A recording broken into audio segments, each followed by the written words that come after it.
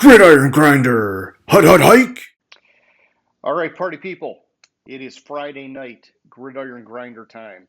I am Ryan. With me, as always, is my buddy James. Just a couple of dudes hanging out, talking about what's going on in the NFL each week. This is episode blah, blah, blah. We're not really tracking that anymore.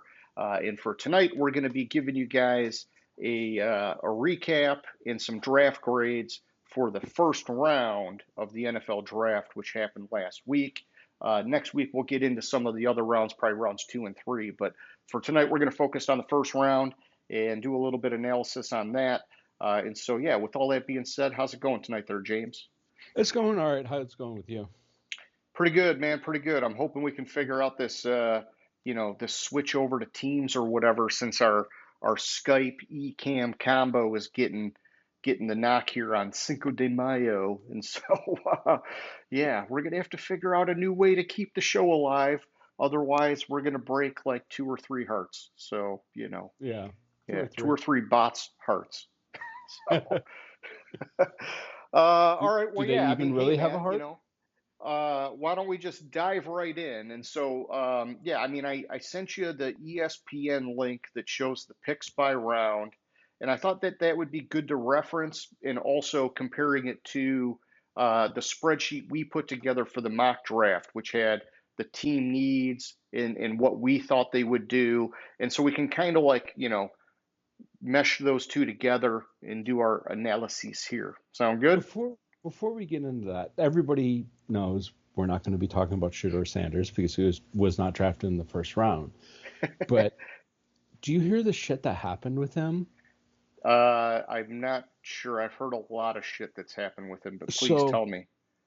so Are like you in talking about the prank call? the prank call. Oh, geez, the prank call. So That's apparently bad. he got a call. I want to say it was On day on two, I Friday think. on day Yeah. two during the third round, and like it appeared to be from an NFL front office or whatever, and like he answered it, and like he said something like, "Well, I've been waiting on you to call," or some bullshit like that. Impersonating the Saints, I believe. It, whatever was said. Then the guy calling him says, "Well, you're gonna have to wait longer." Ha ha ha ha ha. Yeah, and So Atlanta got fined. so it turned out that Oh it yeah, was yeah. the I'm son jumping the gun here. son of Yeah. Atlanta. I think Albrecht, it's the Albrecht. I defensive for coordinator defense for the coordinator. Thank you. I Falcons. was like, I couldn't remember if he was offensive or defensive. Yeah. And so his son got it off of an iPad that was open when he was visiting his dad's house. First of all,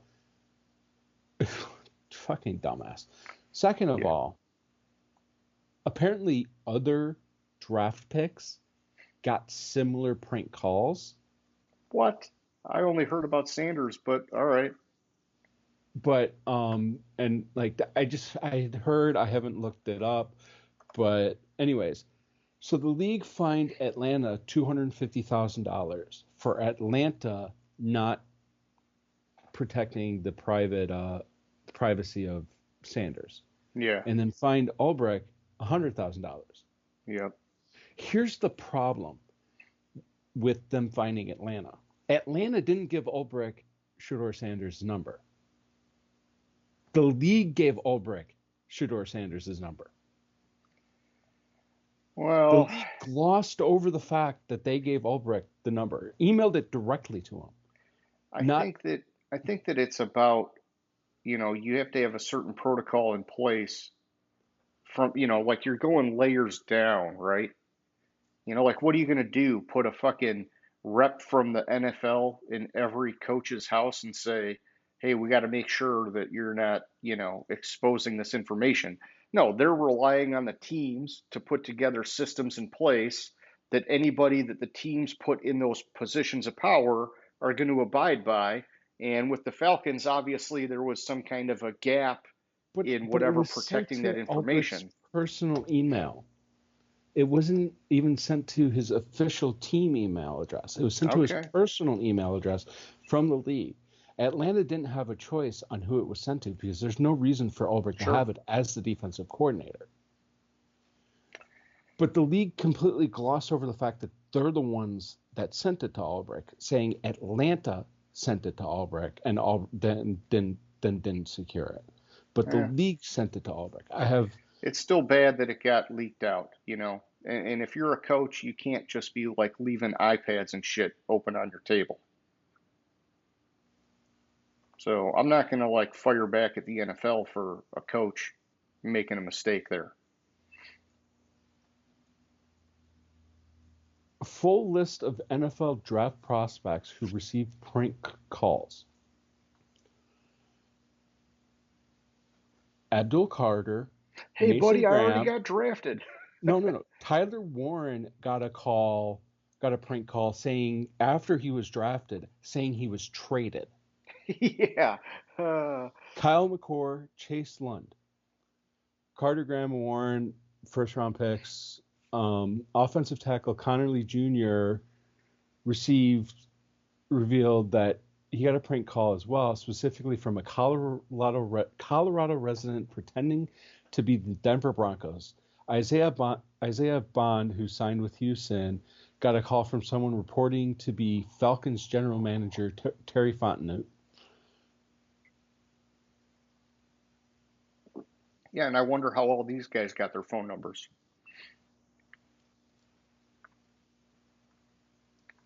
You know, I think that's important to figure out is that, you know, Yeah, so the Sanders numbers. obviously was a high profile guy, and so there was an investigation done on his, but, um, you know, are these other ones going to be investigated? Because, you know, these phone numbers should not just be available for everybody. And I don't know Right. how true this is, but I heard that they give the players a phone just for the draft so that there's one line controlled through the NFL.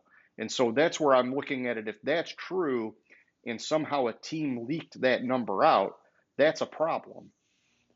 So the league only provides private phone numbers to teams for the fifth provided private phone numbers to teams for the 15 players who attended the draft in Green Bay, as Okay, well as the players scheduled for virtual interviews with ESPN and NFL Network. gotcha. Those were the only players where that got their phone Yeah, numbers here's sent your out to the league. line. Teams will call you on this line. If they call you on a personal, you know, it could be a joke. Yeah, so it's just like, first of all, it's bullshit. It's bullshit that it happened, and Yeah, honestly, my personal opinion, Jeff Ulbrich should have been fired. they're not going to fire him. He was one of the higher rated defensive coordinators in the league. Well, the reason why, no, he should have been. The league should have said, okay, you're suspended for a year, because something like this kind of kills the draft process, and especially if that's true that they give new phones because they were provided his new personal cell phone Yeah. number. Yeah, and I guess that's the thing is how are you going to give them to everybody because not everybody's going to get drafted and you know you're talking a couple hundred prospects and whatever. I don't really know how it all works or whatever, but either way, it is bad that it got leaked out the way that it did. Yeah, and like I mean, some of them like Tyler Warren getting a call saying that he was traded after he was drafted Yeah, is that's a unique one. Yeah. is that I not like the prank itself. It's bullshit, but it's kind of a hilarious Yeah. um, It's like, way to oh prank. man, you know, the Bears came in. They really wanted you bad. We ended up flipping you to them, man. They gave us a couple picks. Sorry, you know, good luck. I wanna I wanna see where he was. It said he was traded to. I remember reading it, but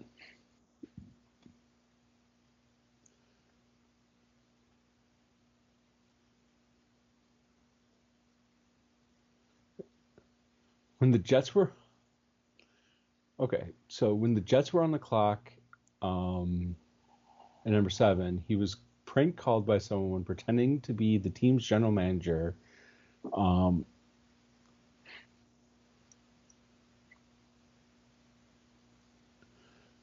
Jets were on the clock. Told Warren's camp, blah blah blah.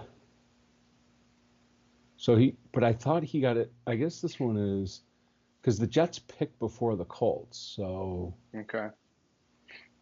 I thought maybe it was somebody else got a prank call that saying he was traded. Gotcha. Wait, did the Jets pick before the Colts? I'd have to look. I'm not sure off the top of Yeah, my head. because the Colts picked like at like 11. 14, yeah. And the Jets picked at 7. Yeah.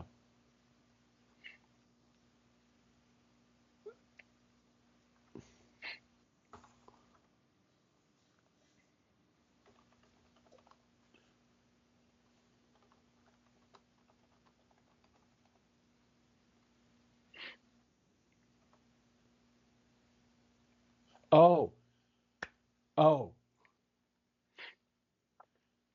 it wasn't Warren. It was Ashton Genty.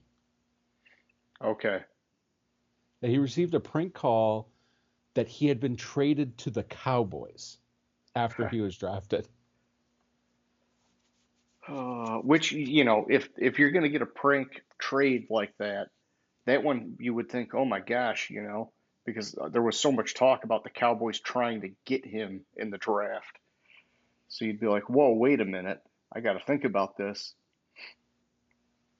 Yeah, I mean that like it was. I remember it was like a good one. Like it was a believable one. Yeah. So it was Genty that got a call saying he was traded to. Either way, so I just looked it up. The NFL doesn't give burner phones to those prospects, those Okay. 15 or whatever.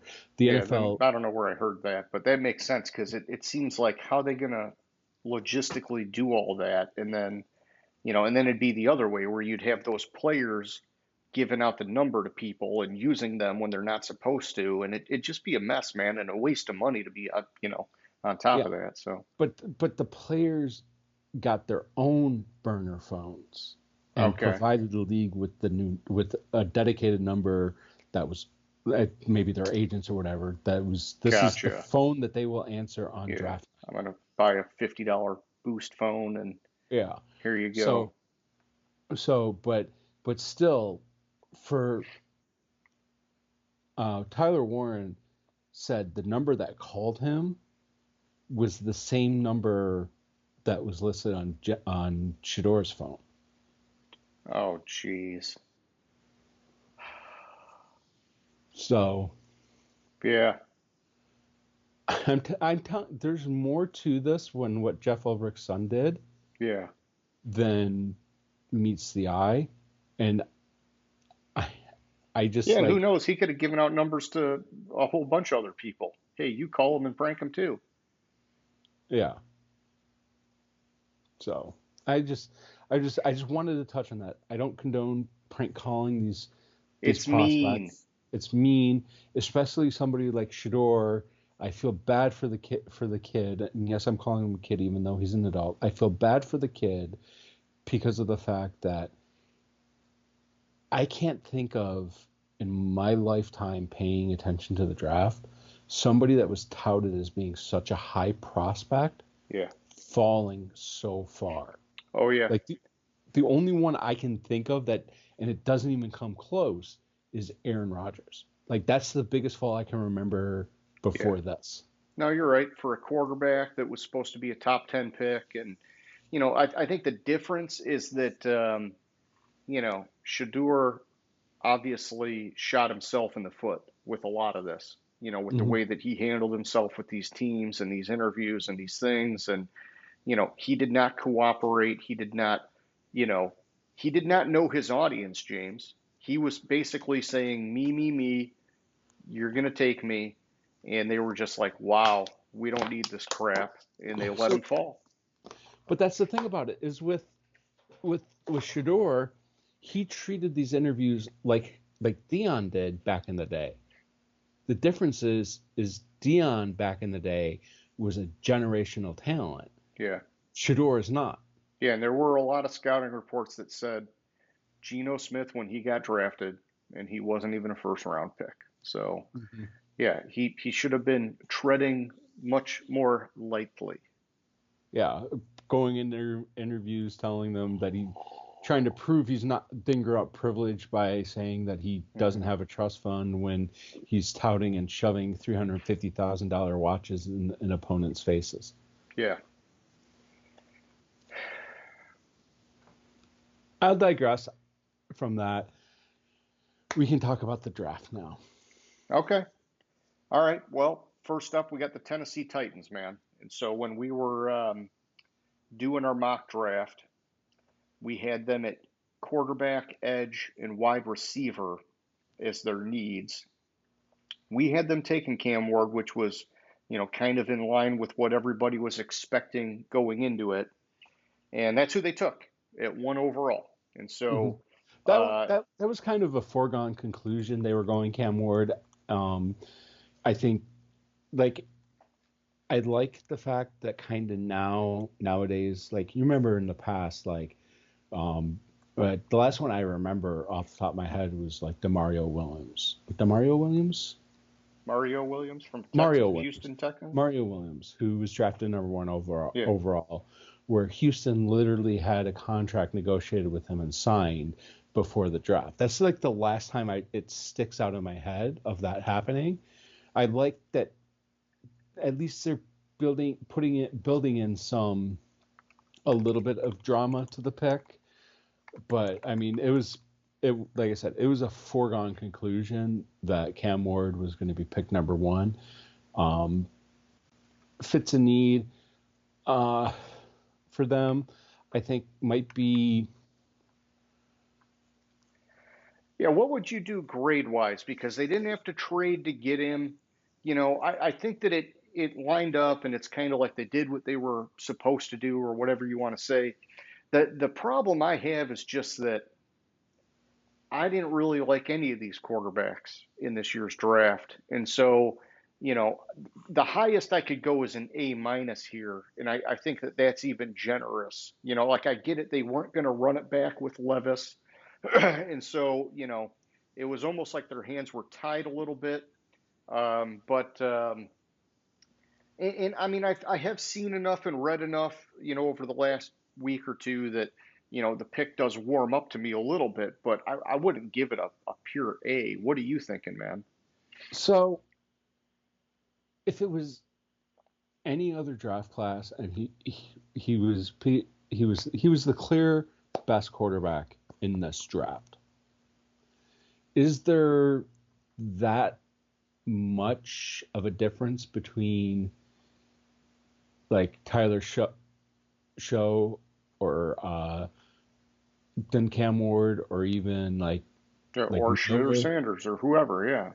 Is there that much of a difference between them to where this should have been? You could have gotten a quality quarterback in the second round, in the third round. Yeah. Where I would probably give it a B or B plus. All right. Well, yeah, we'll meet at B plus here. Because I want to give them a little bit of the benefit of the doubt, but I thought they could have done better, man. I just think Abdul Carter was by far and away the best player in this draft. Yeah, and they already had a great defense, and so it's why don't you just lean into that? An edge fit a need of theirs. Yep. Yeah, so or they could have gone Travis Hunter and been like, hey, listen, Hunter. Levis, you're getting one more chance. Don't mess it up, because now you got 2 legit wide receivers on this team, and and maybe we'll package this guy in at cornerback a little bit too. I thought, or they could have even traded down and gotten value, but maybe they were trying some of that and it just didn't play that way or whatever. I don't know. So yeah, and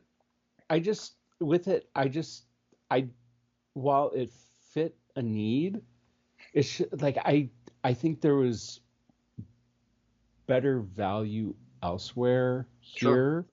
And you could have gotten a solid quarterback that could push Levis, and with Levis showing some flashes, I would have been fine with them beefing up the defense and running it back with Levis one more year. Win with defense and a good running game, and just be like, hey man, Levis, your life's going to be a lot easier if we got a top five defense. Exactly.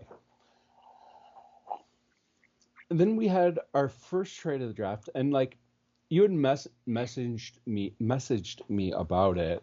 I didn't. I told you I was at a friend's retirement party, so Yeah. I didn't get in the car until New England was on the clock. I saw your message, and I was like, I didn't know what was going on. Yeah, so Jacksonville moved up. They made a trade with Cleveland.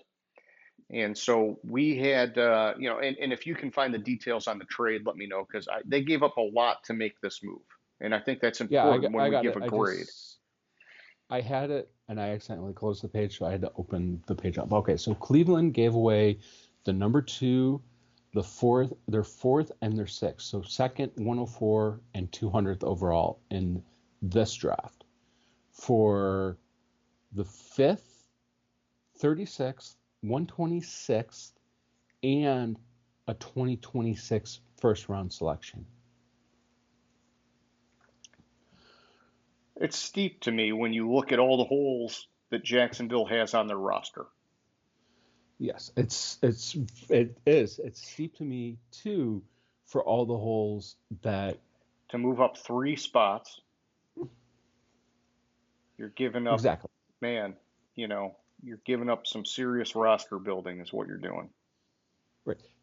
But he, if you use him as both a wide receiver and cornerback, it fits two needs with one player. If he can be a legit starter at both positions, which I don't know is going to happen, but I'm intrigued by it, and I'd love to see them try. I think the reality is he's probably going to come in and be one or the other, and then have a package on the other side of the ball. And So maybe it develops over the year, and he gets more and more. We haven't seen it in forever, and so I'm interested. But I'm yeah, just, I'm you know, I'm interested. I'm interested too. I don't like all they gave up for it. Yeah, I just I think do that they like. could have been patient and they could have plugged a lot more holes and gotten way more bang for the buck if they would have just done it the old-fashioned way. But that's fine. And I'm not taking anything away from Travis Hunter because the dude looks like a freak of nature, man. I watched his pro day. He like basically sprinted the entire time and like never had a drop of freaking sweat, man. I mean, it's like he could be one of these guys that can do it both ways successfully. I just think that the NFL is so hard. You're taking it up a whole nother notch that it just seems like it's going to be, hey, you need to be great at one, and we'll give you a little flash on occasion at the other. Yeah, and going into the draft, Abdul or Travis Hunter was he's I forget who it was, but he was graded at somebody graded him out as a wide receiver and graded him out as a cornerback, and at both positions, just separate Yeah, as a wide receiver and as a cornerback, he would have been top 5 at those positions in the draft. I did hear that. Yeah, I heard that he, by a lot of analysts, was the number one wide receiver and Mm-hmm. separately the number one cornerback. And so, I think that that bodes well, but it still is very hard to play Iron Man football at the NFL level. Yeah, and we got the pick right, we got the team wrong on this, Hmm. but because of the trade, I'd ding I him would have pretty been good, man. I'd give him like a C or a C plus. I was thinking C plus because if they if they wouldn't have Let's go thrown C in plus, but yeah, if they wouldn't have thrown in next year's first round, yeah, I probably would have been closer to an A, yeah. a No, little I would have closer been to an I A. would have been A all day if they could have done it for something reasonable, not some exorbitant amount like they did. Yeah, because like really If it if was like, it's hey, we're gonna move up 3 spots and we're gonna give you our second round pick this year to do that, I'd have been like, oh man, I like the second round pick, but it's also like, okay, you're not giving up a future first and you're not giving up other picks on top of that. And so like the other the other picks on top of that, so gave the second round, Yeah, and maybe a second round this year would be, I don't know. I don't know. swapped fourth round picks, and gave up a sixth rounder. And the sixth rounder, that's just kind of a throw in. Yeah. So I mean, it's not that bad. It's actually, I think, a very good trade without next year's Yeah. first round. Yeah, but that's big giving up next year's first round. So, all right, so we're putting them at C plus. That's good. And so yeah, next up we got the Giants, James. And for the Giants, we had them with needs at offensive line, cornerback, and quarterback. They ended up sort of zigging when we thought they'd be zagging, and they took edge guy Abdul Carter, who was the top prospect on most people's boards.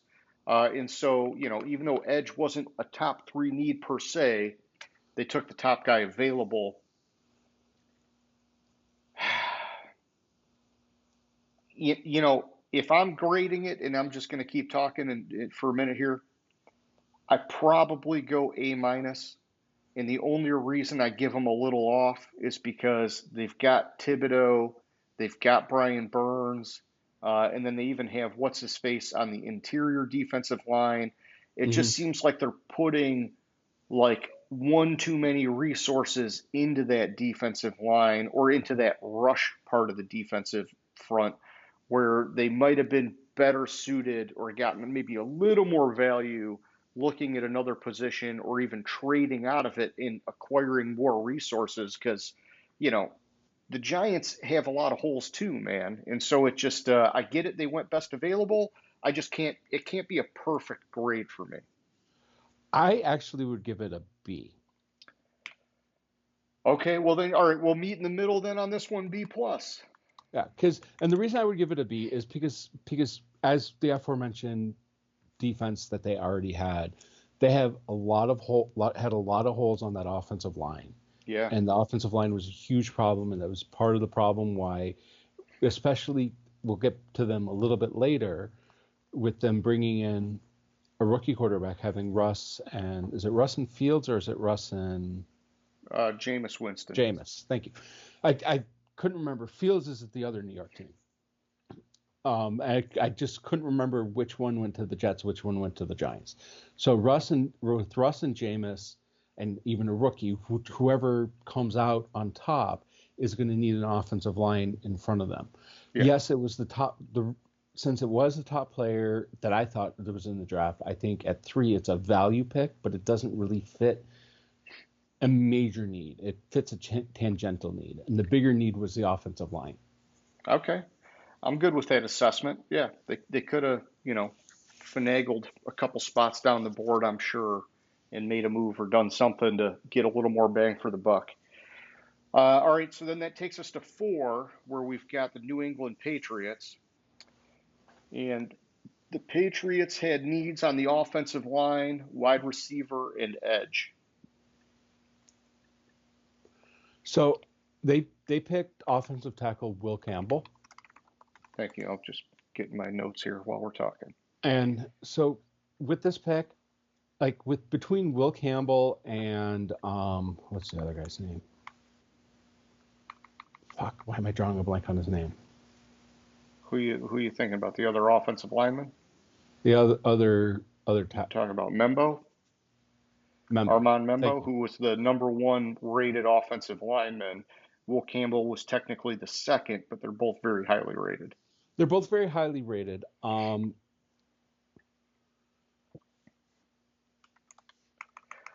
think This pick to me is an A. I can't argue with it. no, Top I can't need. argue You with got it. a young quarterback. You're giving him a left tackle for the future. It's to me this was, hey, you didn't have to trade to get here. If all goes well, you've got your quarterback and your left tackle for the next 10 years, man. Right, and also with the fact that Campbell is the left tackle versus the right tackle, Yeah. which Membo's more of a right tackle. I I I'd say A, bordering on A plus. Okay. Let's just stick with A because I'm at A. And that takes us to the Cleveland Browns, who now have their pick after having traded. And so Cleveland had needs at quarterback, offensive tackle, and edge. And they didn't go with any of them. They went with defensive tackle Mason Graham.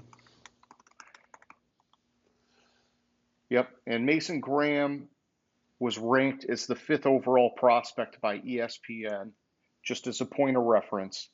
You know, it would have been good to have an edge to pair with Myles Garrett. You can kind of argue Mason Graham provides a very similar benefit, right? Because you put the two of them side by side, you're not going to be able to double team them both. It's going to make it very hard for offenses to adjust to that. And so I like it, even though it's not a top 3 need. But what's your take on it, man? So I like it with Mason Graham. Like the reason why we were going with edge, and part of the reason, and we threw it out there a little bit, was it defensive line or was it edge? To get the guy opposite Myles Garrett to take some attention away from Myles Garrett. Yeah. And which is what Mason Graham can do. Mason Graham in college he was a 3-down defensive lineman. He can play in the 4-3 system that the Cleveland's going to run. He's going to take a lot of pressure. Either him or Myles Garrett are going to take pressure off of they're going to take pressure off of each other, because like you said, you can't double team both of them on the same side of the line.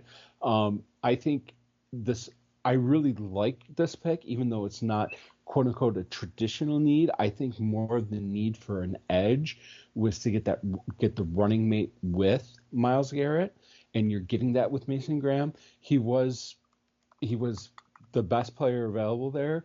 The next edge guy, I don't know if the next edge guy would have warranted. No, and I think when you look at what they got plus the picks they got in the trade, to me this is an A all day. Yeah. So the next edge guy. Well, let me find him because he wasn't. Yeah, if you go to positions, it'll show you the original rankings. And so No, after it does. Abdul Carter, it doesn't. But You're right. it doesn't. It shows by order drafted. Why did it do that? I thought it was going to show it as the original. Oh man, I thought I found a way that you could see it, but apparently not.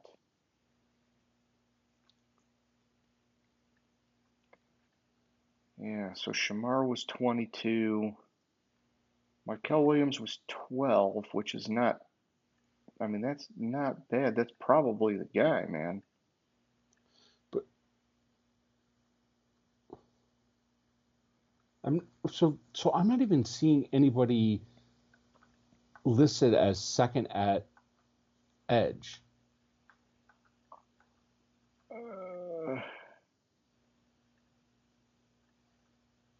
That's true. That is true. That's weird. Why is that the case? We're missing one.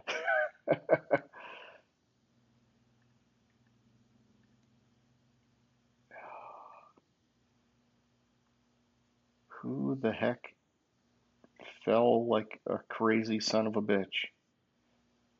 Nobody fell that far at edge.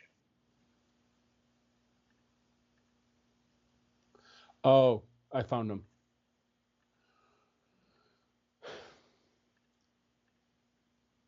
So in the pre-draft rankings, Jalen Walker was listed as edge, but he was drafted and announced as linebacker.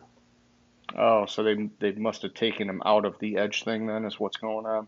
Yeah. Okay. All right. Yeah, so either way, man, I like it overall. I think that they got a great player.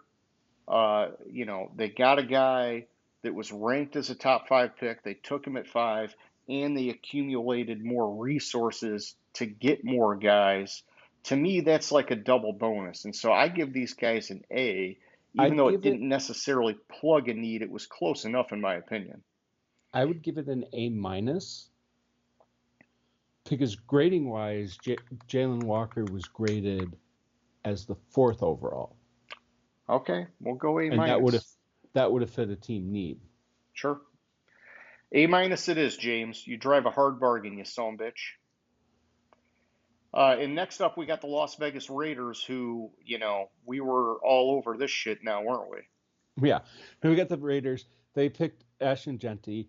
Yeah, and we had I needs love for the them pick. at running back, wide receiver, cornerback, but we mocked them Ashton Genty, which we thought would be a match made in heaven for Hmm. Pete Carroll and that team. So, Yeah. It's so first of all, at 6, and any other year, like 2 years ago, we would have said that it was crazy taking a running back this high.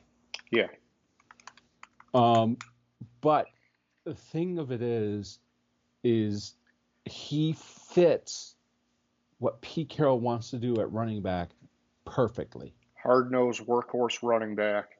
I do have a Um, little bit of concern based on his competition in college versus the competition he'll see in the pros, yeah, especially in the AFC West. I have that concern. But yeah, and he if was the he, number 3 ranked prospect, right? So, a lot of analysts thought, hey, this guy's the real deal. Um, he almost broke Barry Sanders' college rushing record. And the thing is that I've heard is that when you look at how many times they benched him in either the third or fourth Mhm. quarter because he had already just like totally destroyed the other team, it's like all they had to do is let him play like one whole game and he would have had the record.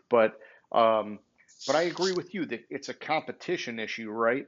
And then when I watch some of that tape, to me, it's like, man, he doesn't even look like he's that fast. Maybe it's because of what we're saying is the competition isn't there, and it's almost like he just doesn't even have to go 100% all the time, Mhm. and he's just that much better anyhow. And so I'm super interested to see how he does in the NFL because we haven't had teams or people talking like running backs like this very often lately. And so Yeah, if no, I anybody's going to use him like that, it's going to be Pete Carroll. So yeah, it's going to be Pete Carroll. I think it's a number one. It's a perfect situation for him, and it's a perfect fit for the team.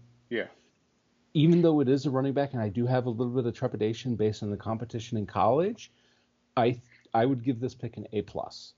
okay, all right, we're good with that. I'm gonna. I got it as an A, but all right, I'll switch it to an A plus, James, because I like it. It's fine. All right, so next up we got the New York Jets at number And 7. and they took offensive tackle Armand Membo from Missouri. Yep, and we had them at defensive tackle, offensive tackle, and safety as their top 3 needs. We mocked them Jalen Walker, who was still on the board here. And so I want to point that out because, with our other picks, those guys weren't necessarily still on the board like we've got this one. And But so but we had Membo off the board. that's true. We had Membo as the higher rated guy. with I with got you. Membo, I actually like the pick for the Jets because of the fact that he's an elite run blocker, and that's what Aaron Glenn has talked about wanting on the Yeah. right tackle Yeah, they're is talking about elite having run a blocker. three-man rotation at running back plus Justin Fields. Yeah, he's an elite run blocker. What is Aaron Glenn used to? Aaron Glenn is used to an elite offensive tackle in Penny Sewell on the right hand side of the line. Like I told you, 60 some percent of the Lions' runs were over Penny Sewell. I think Aaron Glenn is going to try to instill a similar style offense, especially with the three-headed monster that they're going to have. He can develop into a pass blocker, but I think the Jets are going to be a run-first team this year and actually going forward with the talent they have at running back. Yeah. So I actually really loved this pick for the Jets. If he was here when we did our mock draft, I would have made a stronger case for the Jets to pick Membo Sure. versus Jalen Walker. And it's Yeah, yeah, and Jalen Walker, edge wasn't a need like that, right? But mhm. for me, the whole thing was that we mocked it, and we mocked it for the reason that We wanted the first year defensive minded head coach to get a defensive player to build off of his strength. And we talked a little bit about sometimes these guys fall into the trap of, well, I'll make anybody work on defense. I'm going to go after offense. And it usually blows up in their face. In this case, I'm with you, though. I like it because, the value was, I think, too good to pass up. And it's a trench position, which you and I obviously value big time. Everything starts in the trenches and you go from there. If they want to run, okay, you're going to have a great defense and you want to have a good run game. That's the right combination for this Right. team. And so And I'm with you. also Um, if you look at their offensive tackles, and if both of them pan out like I think they could, last year they drafted Fashanu. This year they at left tackle. This year they drafted uh Membo. Membo to be their right tackle. I really like. Well, I think what we've seen from the Jets, and we always say the Jets are going to Jets, like the Chargers are going to Charger, but I think they're building it right. They're not going after that flashy player that can make an impact. They're going into the trenches and building up the offensive line. Next year, with all accounts, that quarterback class is a million times better than this quarterback class. You could pick off one of those quarterbacks next year, and you could have a really good setup on your Yeah, offense. protect him early, give him the Dak Prescott treatment. Hey, we need a quarterback, but we're going to give you a top five offensive line first so that we're going to ease your transition to the pro game. I go A here. What are you thinking? I was thinking A as well. All right. We are in agreement, my man. So next up at number 8, we've got the Arizona Cardinals. And they And picked the Arizona Cardinals. Teteora McMillan, Hang on wide a second. receiver from Arizona. Yeah, I was like, wait a minute, not the Arizona Cardinals. The Carolina Panthers taking a guy Carolina from Panthers. Arizona. Thank you. Sorry, Yes. as I'm shuffling between my two things here, I'm looking at the wrong shit. hmm Yeah, and so we had the Carolina Panthers with a need at wide receiver, center, and edge, We and they had went wide receiver. they went wide receiver. We had, and I'm just going to our pre-draft. The order we had it was wide receiver, center, then edge. That was the order we had it in. Yeah. So you had the choice here of wide receiver or edge. You could have gotten an elite edge player. You could have gotten the wide receiver here. They went with the bigger team need because Adam Thielen's getting very old. They got Xavier Legette last Yep. year. It's setting up to be Yeah, they need to give Bryce Young weapons. right. They're basically saying, "Hey, man, we drafted you number one overall. We want you to succeed." And and I think they're also kind of mitigating it right, where it's like if he doesn't succeed, they're like, "Well, we now gave you weapons, and you still didn't succeed, so we can wash our hands without feeling too bad about it." Right, but with all that said, I still would give this like a B plus Okay. because of the fact that at number 8 you had an elite edge fall to be You available talking for about you. Jalen Walker here? You had Jalen Walker available Yeah. here, Yeah, and even Jalen though Walker to me is like the Brian Burns replacement. They yeah, traded him the other year to the Giants. That would have been okay. Now we're finally getting something like that back on the defense. Um, what did you say, B? Because I want to give him a I little said bit B more plus. than that, man. I said B plus. Um, just because of the fact I could be swayed to an A minus because of the fact like I have problems with them. Yeah, he was the best wide receiver on the board, but like in all honesty, when we did our mock, we didn't have. Did we have? We had him We going 16. we had him going 16. Yeah, and so it's a little early compared to where we were at with some of these wide receivers.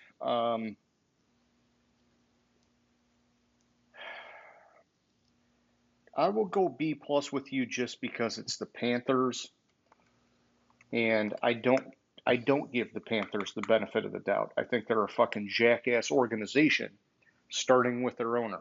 Yeah, So and even though we had their top need as a wide receiver, when we mocked it, we saw more value on edge. yeah, no, and I think they could have gotten more value by going defense. I agree. There was more talent there. All right, so yeah, that takes us to number 9 then with the Saints, who we had with needs at edge, cornerback, and wide receiver. But I do want to point out the developing story going into the draft was issues with Derek Carr and whether he may or may not play this year, which And added Ramczyk retired. quarterback to this. And Ramczyk retired. Correct. So offensive line and quarterback got added to this and maybe even jumped up higher on the list. And so, the Saints, man, it's like I almost felt bad for them going into the draft. Like, oh my gosh, now you have like more holes than you can fill, guys. Hmm. So they went with offensive tackle Kelvin Banks Jr. from Texas. Yep. And he was ranked 26 overall as the 4th offensive lineman. Massive guy, 6'5", 315 pounds. So the Saints also decided not to pick up the 5th-year option on Penning, which is Yeah, that's all right. He had a lot of potential, just kind of never got there, man. And maybe he will with a change of scenery. Who knows? Or maybe this will give him motivation to light it up this year, and then they find more reason to hang on to him. So and the Saints have drafted Fuaga last year. So Banks is a left tackle.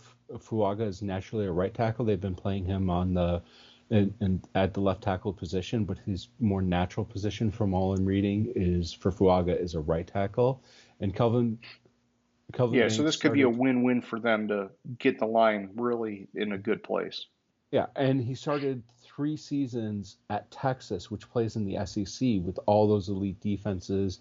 I like the pick for them. I think I'd like the fit for them, but I think it was a little bit of a reach here. It's tough for me. I know he was ranked 26. The thing is, there are times like we talk about defensive tackles kind of getting pushed up the board. The same thing happens with really good offensive tackles, right? When it comes down to it, sometimes they get pushed up the board because teams are like, fuck, I got to get that guy. Especially if he can play left tackle, they get really pushed up the board. And so, a little bit high, I guess I'm just trying to think, where else would they have gone? Are you thinking they would have gone Jalen Walker here, or they would have gone, something defense, or what would the alternative be to Kelvin Banks? And I'm trying to think.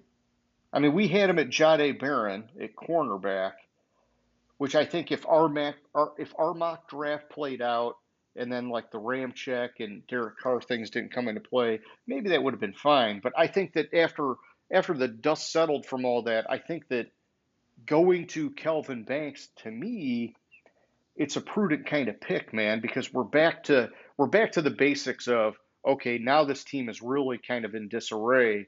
What's the best thing to do?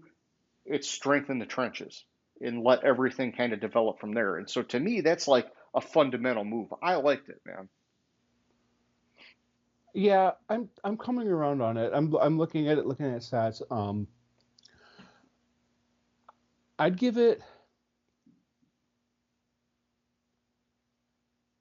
I mean, I'll just tell you, I liked it enough after I've digested everything. I I'd liked give it it an enough A. that I would give it an A.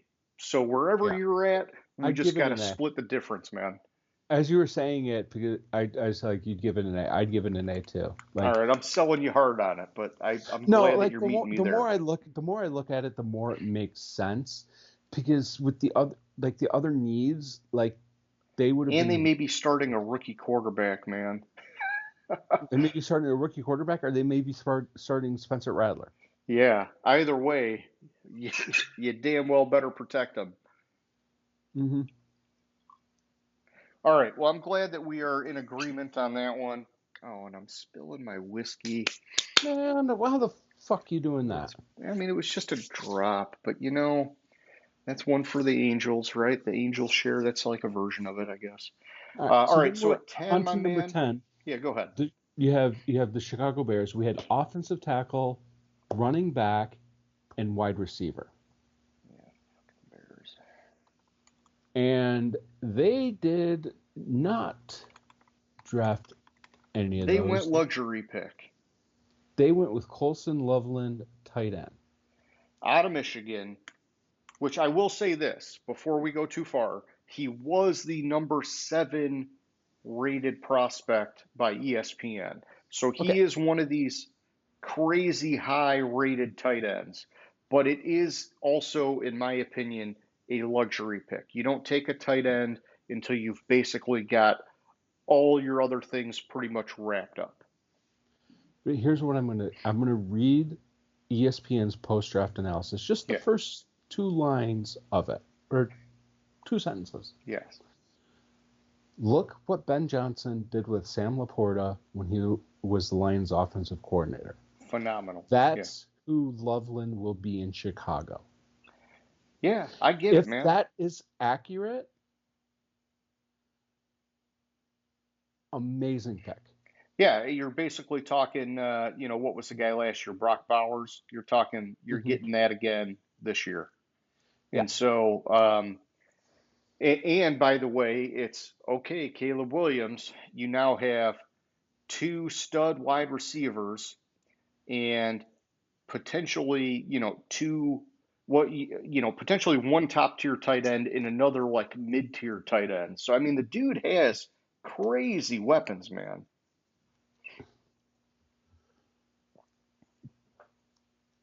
And Loveland can split out as a wide receiver playing the tight end position.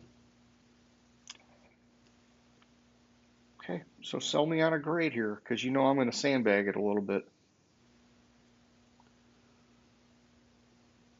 Like, I like the value. I like the prospects that Loveland can do. I like getting another weapon for Caleb Williams. Yeah. We had them going Amari and Hampton, by the way, who was still on the board, just as a point of reference. I know. I Um, looked at that. We had them going Amari and Hampton.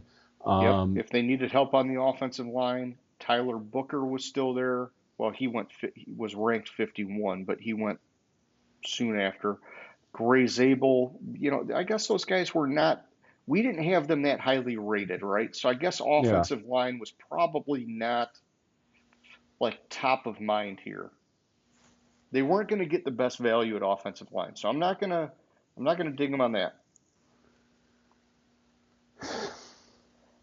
I did think Omari and Hampton because then you've got DeAndre Swift and Omari and Hampton, kind of like the Lions got Gibbs and Montgomery. You get your 2 running back combo. He could replicate that in Chicago.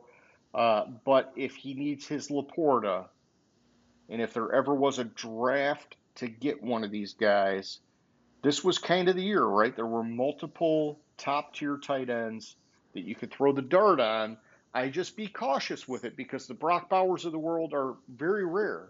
We tried it with like Pettigrew, we tried it with Ebron, and we tried it with what's his face who's in Minnesota now. And he's Hawkinson. yeah, and Hawkinson's actually been pretty good overall, but the other 2 they never lived up to the bill, right? And so tight ends have a significant kind of bust rate this high in the first round. I like it. I'm just not crazy about it, is what I'm saying. Exactly. But I'm trying to come up with an alternative Yeah, to it would to have been like Hampton and just run it down their throats. it would have been Hampton, or you could have gone with we had offensive tackle Yeah, as the, in the value wasn't there for the offensive line. If we're it, looking at offensive line, I would have said, okay, just take the tight end, right? Maybe you could stretch and go and look at the next wide receiver, but the next wide receiver down, you got your 23 ranked guy, Matthew Golden. I mean, that would have been a good pick, but that's your number 3 wide receiver. So, and we were debating whether really wide receiver should have been a top three need for them.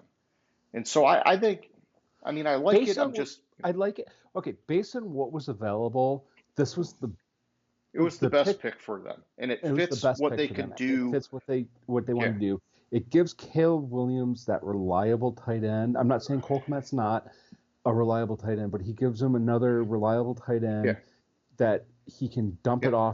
possibly dump it off to if he's under pressure. He can block. He can do both Just receiver and hit me, block. man. What do you want? You want to A this shit?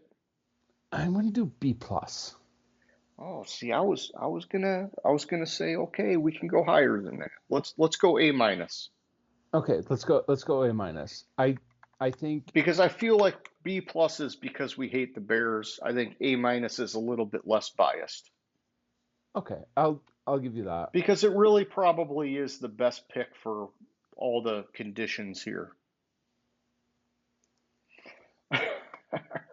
All right. I'm fucking losing my shit here, man. I'm losing my shit here. Then we have San Francisco 49ers at 11, who we had their team needs being cornerback, offensive guard, defensive tackle.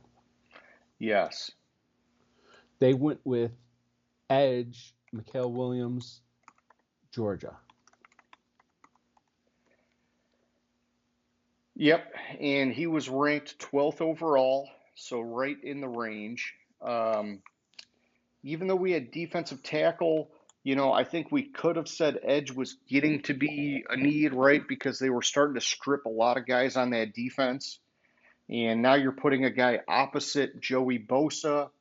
Um, and I mean, he's a decent sized guy, 6'5", 260, Georgia guy where they've been pumping guys to the pros a lot lately. Salah's back at defensive coordinator. I mean,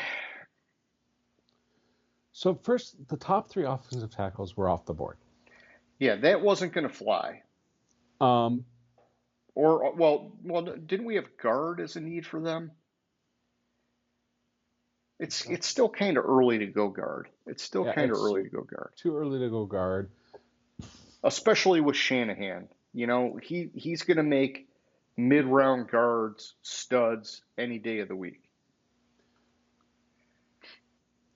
So you had Walter Nolan at defensive tackle. He was 17 ranked.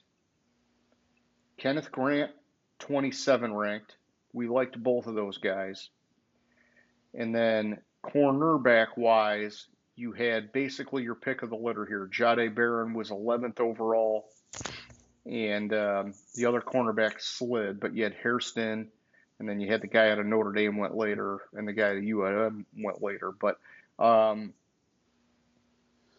going to say I like the pick. I'm not in love with the pick. yeah, All accounts, first of all, he was hurt. He missed most of the 2024 season with an ankle injury.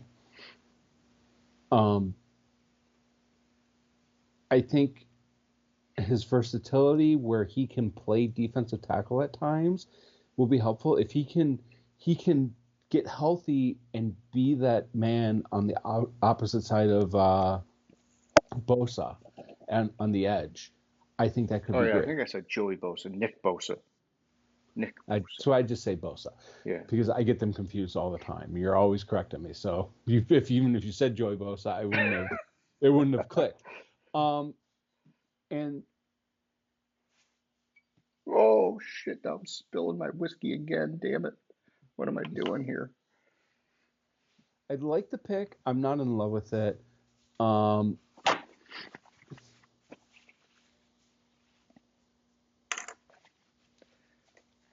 What does that even mean, James? Oh shit! Keep talking.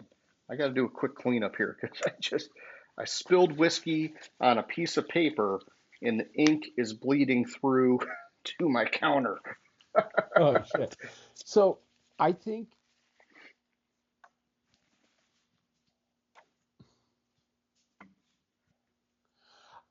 I'm going to say that I think this pick is a B because I think I would like them to go with Jalen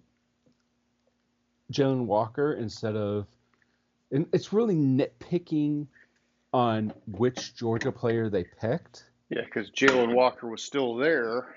Jalen Walker is still available. Jalen Walker can kind of easily play edge and play linebacker. And between the two, I think with losing Greenlaw, we didn't talk much about linebacker being Oh, that big of yeah. a need for them.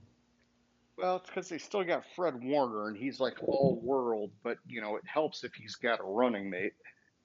But I like the running mate for Bosa on the edge. I just don't like the player they took. And it's nitpicking. Um, I think Jalen Walker was better than Mikael Williams. I would give it just because of the fact that and I keep saying I'm nitpicking because they saw something in Mikael Williams that they liked more than Jalen Walker. So while I'm nitpicking on it, I'm not going to ding them that much for it. Okay. Uh, A minus. Yeah, I'm good with that, man. It's hard for me to not trust anything the 49ers do, right? Because they've been so good at stacking talent every year that it's like this is a team, they know what's best for them. They know where they're getting the bang for the buck. And, even if like sometimes it looks like it's like close to maybe debatable, which in this case I don't think it is because you're looking at who else is available. Maybe they would have gone cornerback here, but the thing is, cornerback has the highest bust rate in the first round, so it's risky. I think this is a safe pick for them, especially with what they like to do on defense. So I'm good with A minus, man. Sorry about that. I'm back. No, you're fine. Then next up we have Dallas Cowboys at 12. We had their team needs as offensive line, linebacker, running back. Yep. They And they picked went after the first guard in the draft here, man. second rated guard in the draft. Oh, I'm saying the first one to get drafted. Yeah. Tyler Booker, guard from Bama. Yeah, he's a So big hoss, and they had a need. They had Zach Martin retire. In general, the Dallas offensive line has kind of been slowly falling into like the pit of death. And I think that they were getting to a very critical point where, I think Jerry Jones even said it. He's like, signing Derrick Henry last year wouldn't have mattered because we didn't have an offensive line for him to mhm. run behind. So, you know, at least he's smart enough to recognize that. And they're getting a massive guy at 6'5", 321 pounds to be, like a mauler at guard. So while Booker was the 51st overall rated player and 22nd at his position, I have problems knocking Dallas for drafting an offensive lineman in the first round. Yeah. With a big team need, and they've done amazing drafting offensive linemen in the first round. It instantly you haven't probably one of the safest picks you can make in the draft and can possibly instantly fill in for Zach Martin. Oh, yeah. He'll be a day one starter.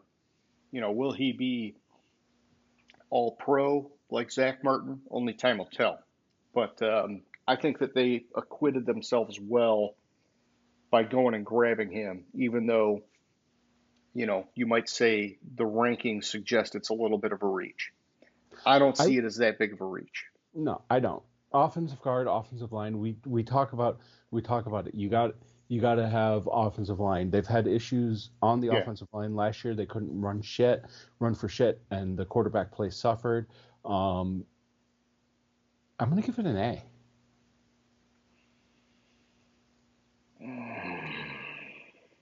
I'm good with that, man. I'm. It's not the whiskey talking, James.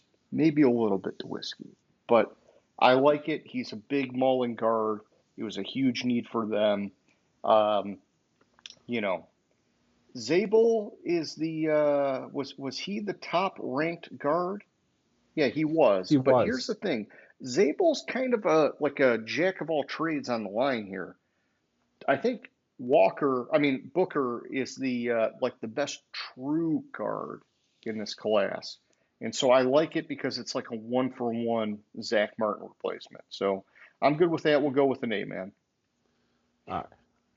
Then we have the Miami Dolphins Yeah, at it's me and 13. me. We had team needs of offensive line, defensive tackle, and linebacker.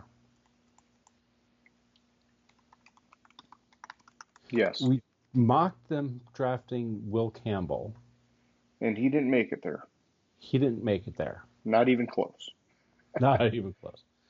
But we talked all day and all night about how we really liked Kenneth Grant. Yeah, we were hoping he might fall to the Lions even. Yes. We were hoping he might fall to the Lions based on his ranking, based on Yeah, I mean, for me, there wasn't a better offensive lineman. You know, linebacker was another thing, but I mean, hypothetically, they could have gone Jalen Walker because he got designated as a linebacker. Um, but you know, I think you and I are very much in sync on if you can stack your trenches first, that's what you do.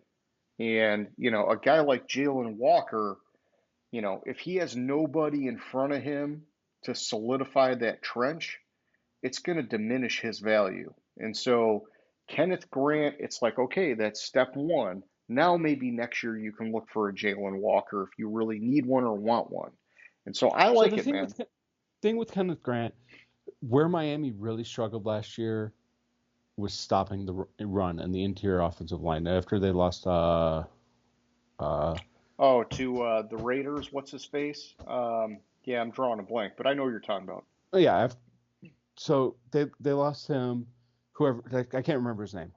Let me see if it had it. Here, you keep talking, I'll look him up. Wilkins.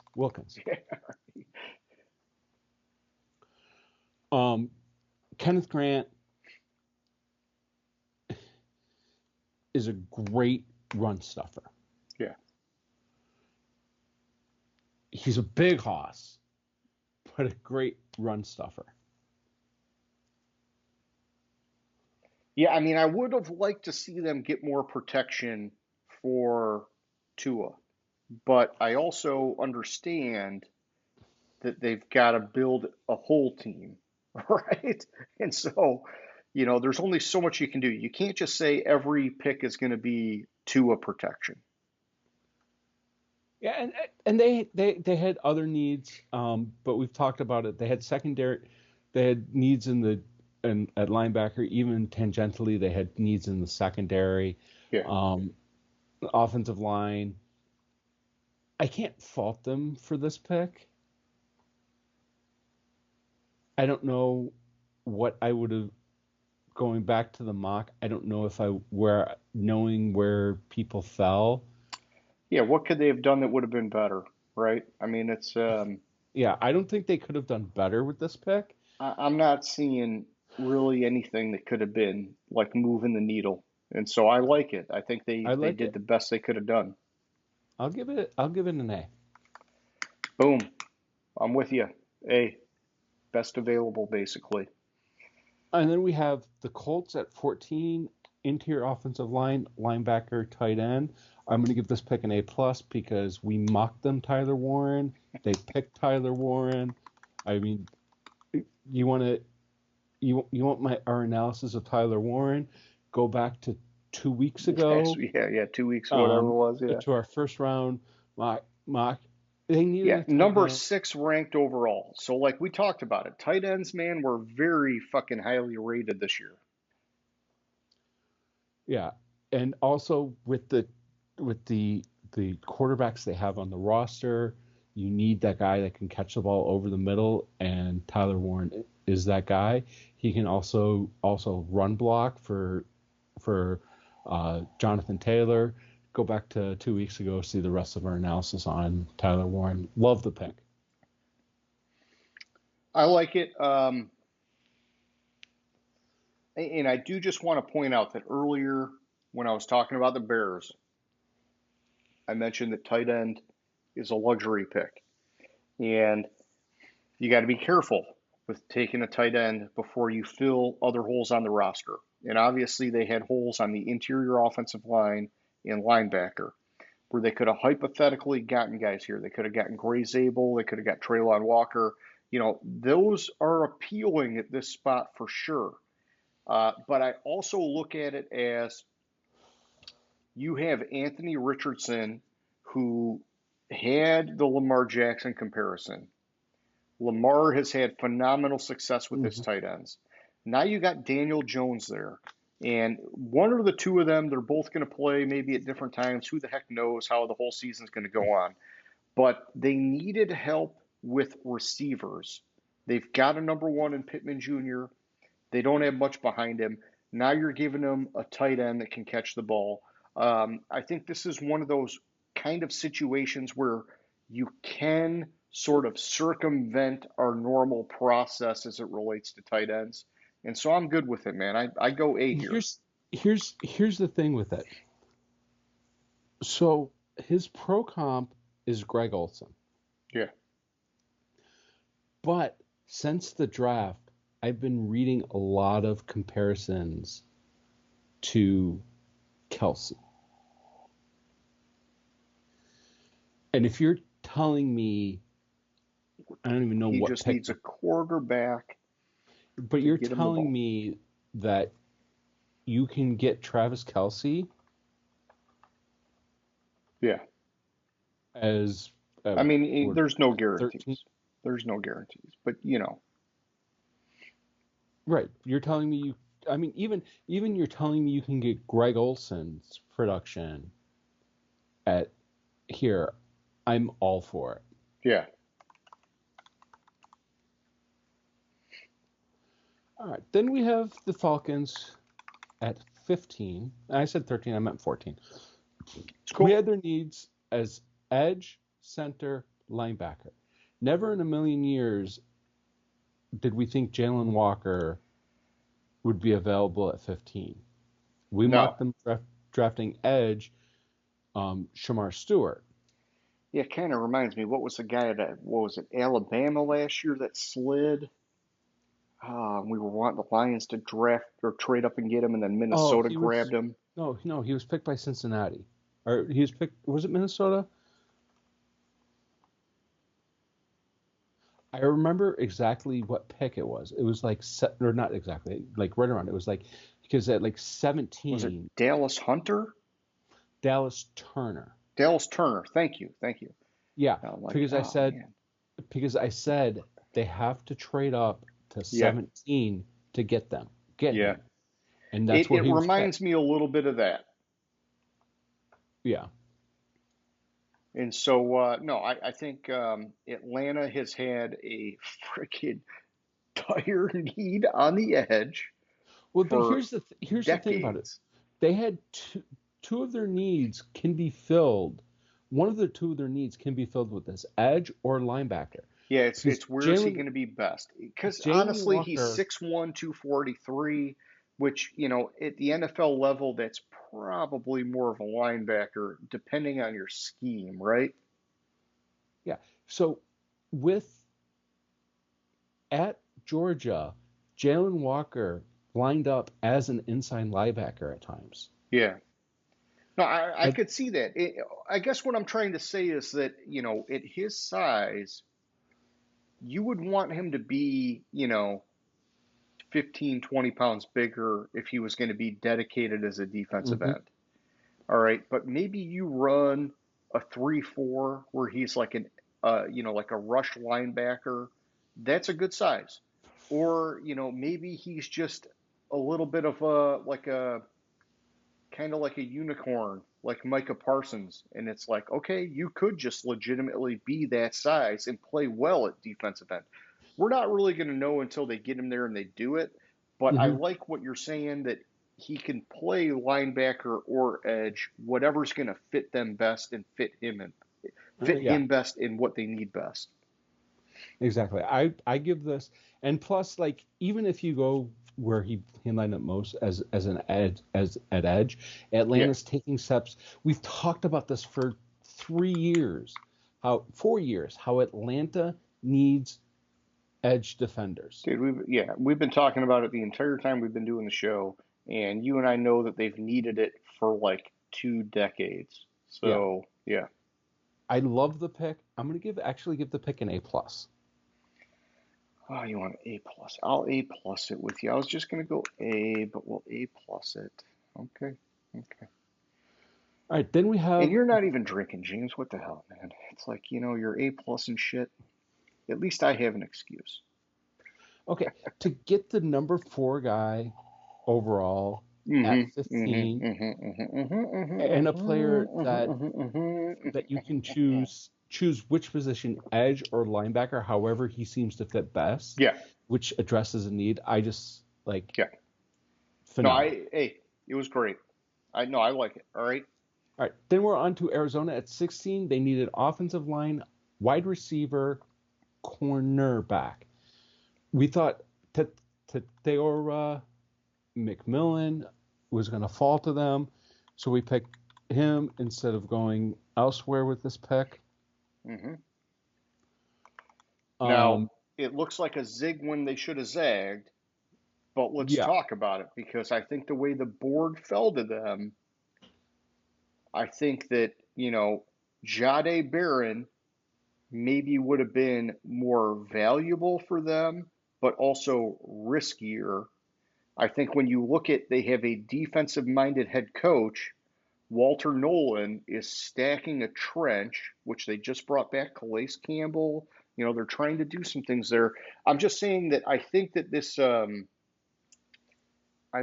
a like sort of a sneaky good pick, even though, my gut would have told me Jade Barron should have been the guy because now they're rolling with Murphy Bunting again as their one without really a clear two, which is dangerous in the secondary. But a defensive tackle that can kick some ass takes a lot of pressure off the secondary. So I think there's sort of like you got like one weight here pulling the other there and whatever. You know what I'm saying? I do. I just, Yeah, and I mean they could have gotten Matthew Golden. He was still on the board. but Give I Kyler think, Murray, the weapons. I would have liked that. but I don't think you would have had the value with Golden here. Well, I mean, what was Golden rated? He was 23 23. overall. It's Yeah, it's not close, that man. bad. It's It's close. close. I mean, honestly, they could have gone Amari and Hampton, start getting your James Conner insurance because, like and that wasn't a top three need, but it's close, right? And so, um, I think, even though we boiled down their top three, Arizona had a lot of different directions they could have gone here. All right, so if you look at ESPN, they had edge, wide receiver, cornerback, offensive guard, defensive tackle as the team need. Yeah, so probably cornerback would have taken it because of Barron being there.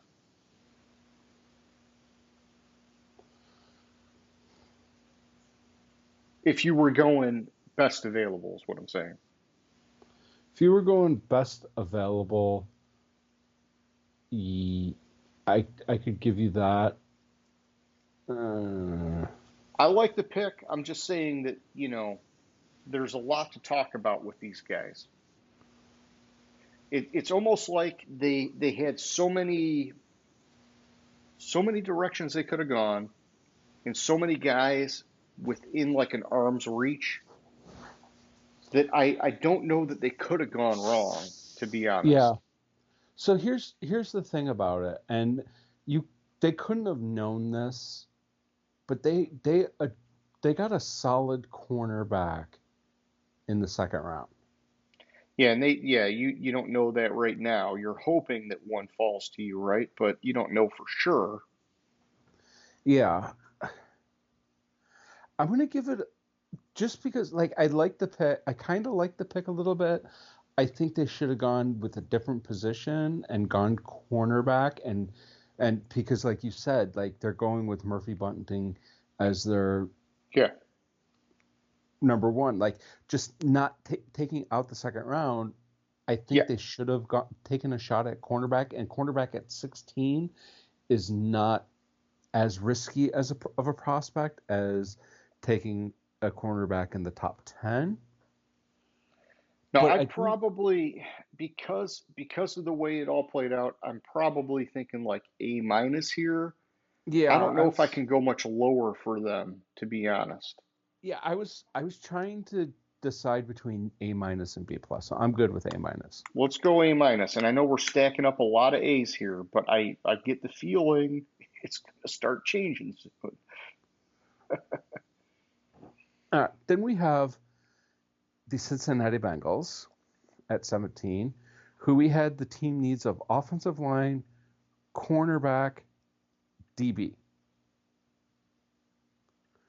And they went with edge, Shamar Stewart, Texas A&M. Yeah, is this Hendrickson insurance? Because otherwise, I would say this should have been no excuses, Jade Barron right here.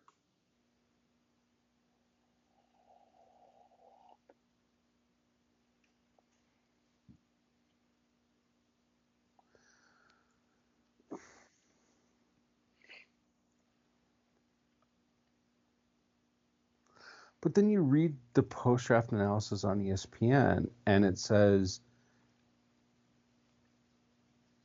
It's the not a Bengals bad pick, but Barron had is to falling at address this point. had to address the defensive end position in round one, which became even more of a need after Sam Hubbard retired. Yep. But edge was very deep in this year's draft class, Yeah, and the secondary was like critically thin for the Bengals. I like the player. I don't like the pick here.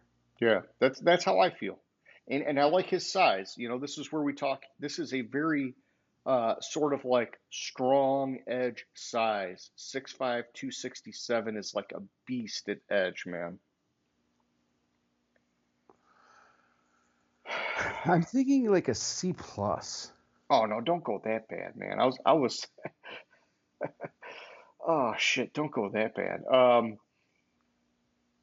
shit, because he was the 22 ranked guy, they're getting him at 17. And they did have a need there. It just was like a tertiary kind of need.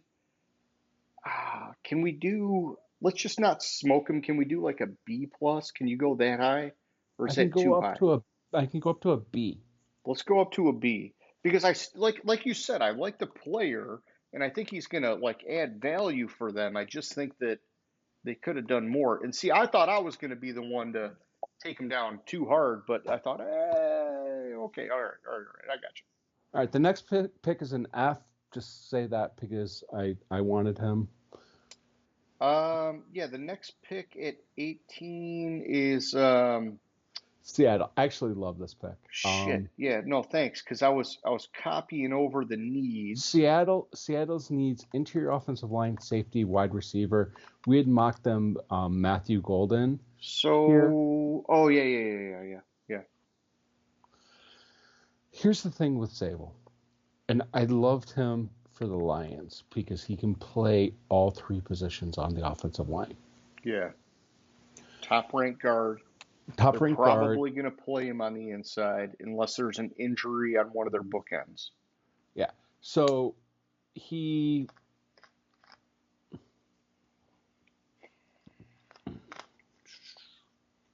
he has experience at left tackle and played guard and center at the Senior Bowl and impressed everybody at guard and center at the Senior Bowl. Yeah. Fits a team need, gives. God, I love this pick for them. But I'm just going to say, it's their top need. but I do also believe that wide receiver was a huge need, even though we had it as their third ranked need. The, I'm just saying the best I can do is Wide A receiver, minus here. wide receiver was deeper than interior offensive lineman in this draft. Dude, I think that I'm just saying that. Like I could be can fine I with can an I A just minus. articulate here? No. No, fuck you. No, listen. All I'm saying is they're bringing in frickin' what's his face at quarterback, um, from Minnesota, and dude, they got rid of two of their top three wide receivers, man. You need to give that guy weapons. And so all I'm saying is I go A minus here. It is my best. And I like Gray Zabel, but I'm just saying that you're gonna we're almost splitting hairs. It's like you're gonna protect the quarterback, but this is a guy that was used to throwing to Justin Jefferson and Uh, what's his face? I mean, he had fucking Hawkinson and he had all sorts of weapons in Minnesota. I'm just saying, it just man, they just traditionally you can get starting caliber guards later, but it gets harder traditionally to find wide receivers later. And so I'm just being cautious of that is all I'm saying, which is no, no, why no. I would go A minus.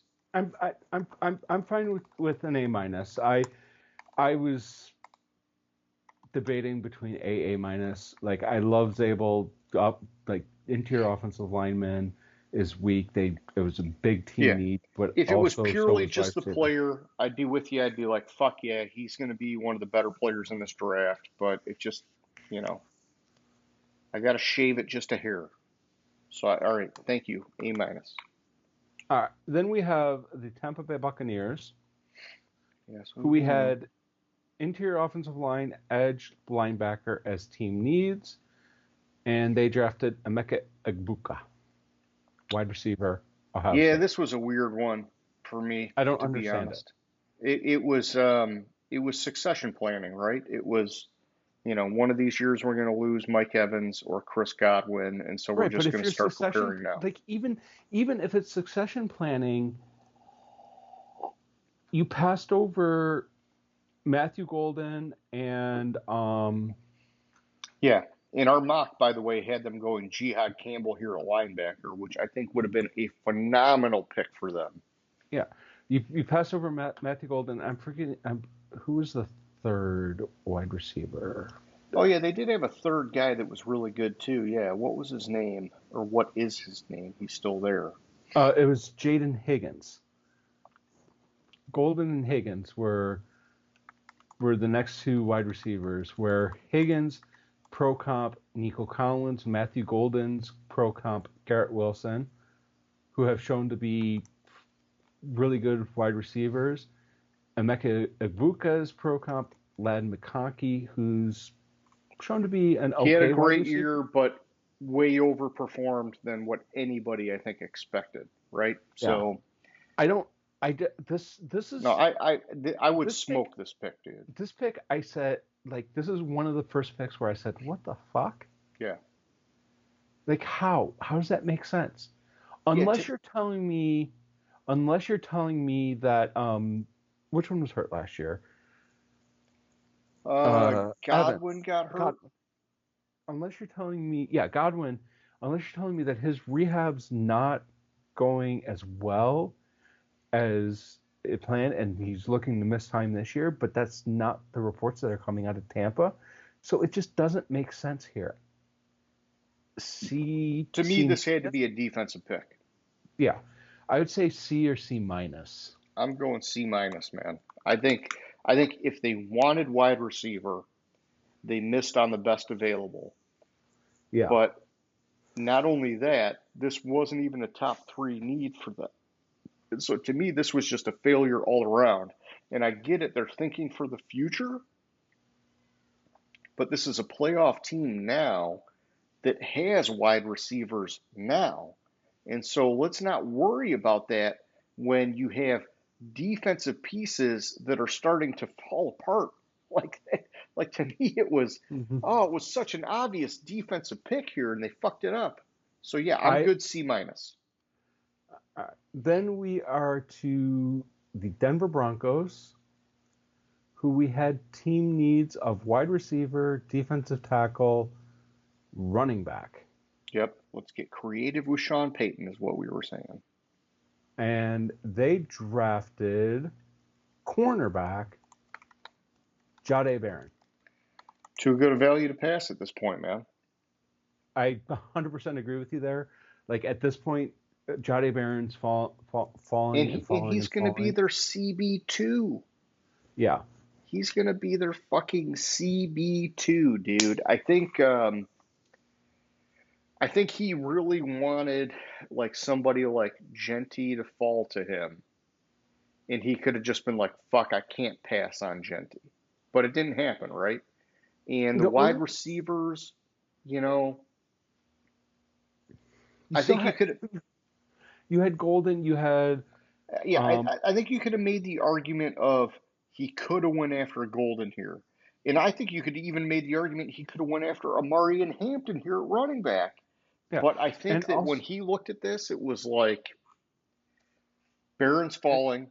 We had one of the best defenses last year. We're just gonna fucking keep it rolling. I gotta but respect here's that, the man. thing. The player we drafted or we mocked to them was still available here. And I think it fit a bigger team need and it wasn't that far of a Yeah, but drop. we didn't have Barron falling this far, man. We had Barron going at 9. I know, but when you look at their top 5 team needs, cornerback isn't even on the list. No, and I wouldn't. Yeah, and Derek Carmen would have been 15th overall. It wouldn't have been a bad pick. So I'm just saying, I think they get a high grade, maybe not a perfect grade. I was like, You want to ding them? I Well, want to ding tell them me what you want to ding them at.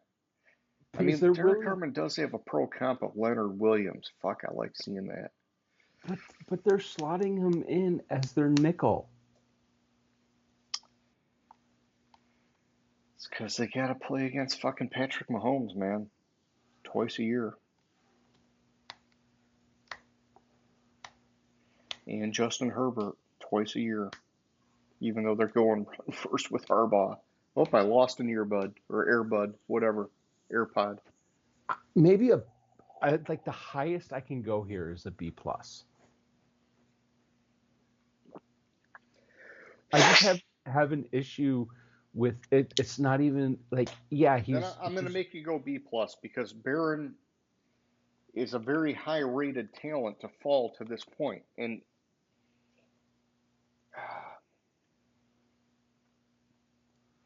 I mean, hang on. Let me pull up lineups. I just want to. I always like looking at lineups when we're getting into these kind of debates.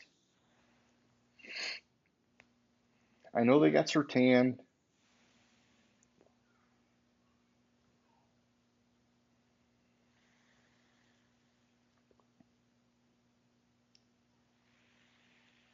And I know they got a running back later. But yeah, I think he's a great fit. I think that maybe I would have liked Hampton at running back before him, to be Hampton. honest.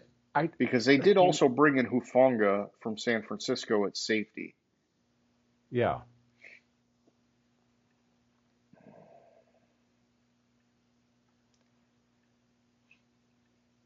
I I still like B plus, but I can go B or a little lower if you really want. I, I'm fine with the B plus. Like you said, like We're negotiating. he's it's good talent, it's good value. It's just like my issue is like you had other needs that you could have addressed here with elite talent. Yeah, I got you, man. I got you. All right, we'll go B plus just because they got a top rated talent that slid, even though maybe they could have gone somewhere else and maybe gotten a little more bang for the buck. So next up, you got the Steelers at 21. So we had quarterback, offensive tackle, running back, Yep. and they went with defensive tackle Derek Harmon. Yeah, this is a fucking Tomlin pick, is what it It is. is. It's a Tomlin pick. It's succession planning for Cam Hayward, who's getting long in the tooth. Yeah, we're not going to freak out about Shedeur Sanders or Jackson Dart or anybody because we're expecting Aaron Rodgers to come here. And if we draft a quarterback, Rodgers isn't going to come here. So there's a little bit of game theory to it. And then it's also, we're the fucking Pittsburgh Steelers and we want to have a badass defense. And so, the only other pick that I was looking at here was Amari and Hampton, thinking, okay, you just lost Najee Harris. I get it. You still got what's his face, Warren or whatever. But maybe you could get Hampton because he looks like a Steelers kind of running back. But I like the pick, man. I like the pick. I like the pick.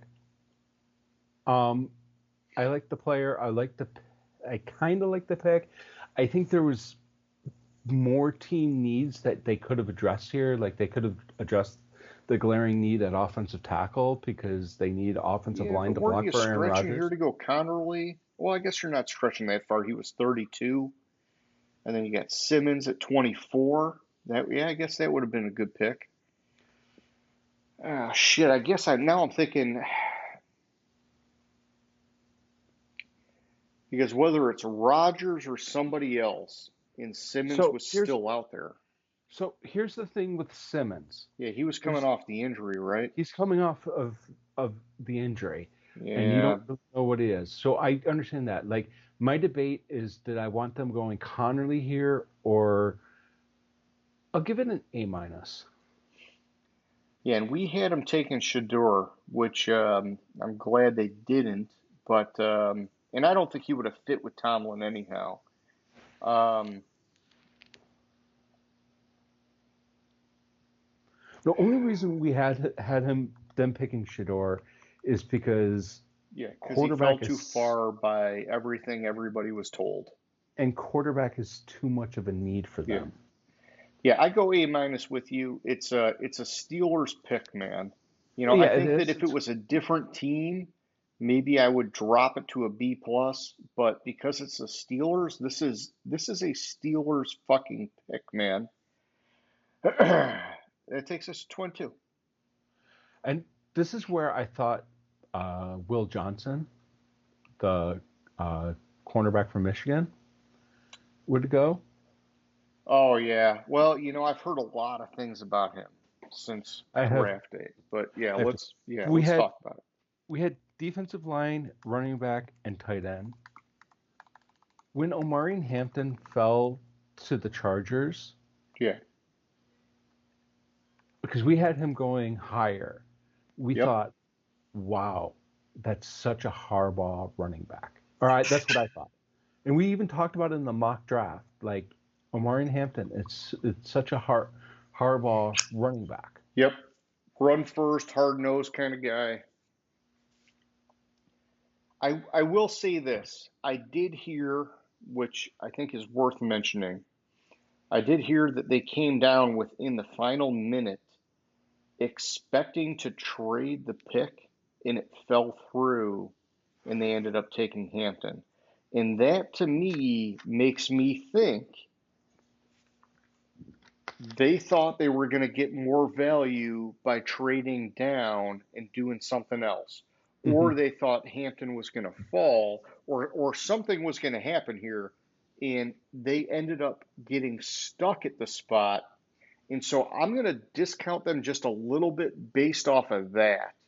Even though I like Hampton, even though I think it fits, remember they brought in Najee Harris, which is kind of like a very similar style running back to But Hampton. here's the thing. Here's the thing. If you tell me they brought in Najee Harris on a multi-year contract, I would agree with you. They brought him in on a 1-year contract. Yeah, but you've got overlap. You don't have complementary running backs. No. I know.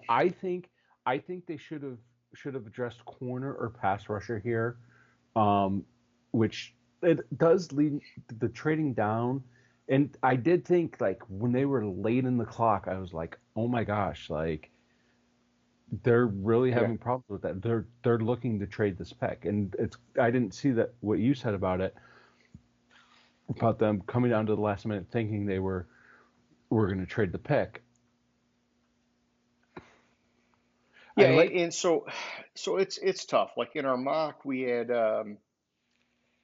safety Nick Amanawari going 23.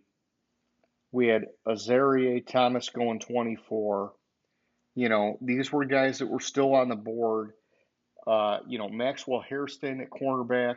Obviously, we had the Michigan guy, but going into the draft, I started hearing all sorts of shit about the Michigan guy, and so I understood why he fell. To Mhm. me, all I'm saying is, as much as I like O'Marion Hampton, it seemed like there was like some panic or something went wrong in that war room. The two So premier tight ends were not there. The defensive line dried up for the most part. And to me, this was a little bit of a panic pick, even though I like it. So I can't give it like an A grade, man. That's all I'm saying. no, I'm not at an A. Like I like the player. I like the fit in the Harbaugh offense. I don't like him here. I don't like it. I don't like what I'm hearing of what you said about the pick. I had settled at like a B plus. Let's just go B plus because I think he could be great. I like him as a player, but like I don't want to go like solo. I want to recognize it's not an A. Is all I'm saying. Yeah, no, I'm fine with that. All All right. right. Then we're on to the Packers, who team needs were center, linebacker, D line. And I talked you out of wide receiver. You were trying to tell me put wide receiver in there, and I was like, dude, they don't need it. They never need it. They always find a way to make it work. And then what did they do? Okay, so this is the fuck you, Aaron Rodgers pick. Yeah, I actually kind of like the way you're putting that. Yeah. Um, I heard that Gunikis put a safety in, and the what's his face, the president, read Golden instead. I'm kidding. It was a joke because they haven't picked a wide receiver in the first round since 2002. Yeah, like 23 years. Yeah. Um, I actually really love this pick. I was really high on them drafting a wide receiver in the first round. I you did talk me out of them needing a wide receiver. I think this pick is at the lowest an A minus pick, but I really think it's an A.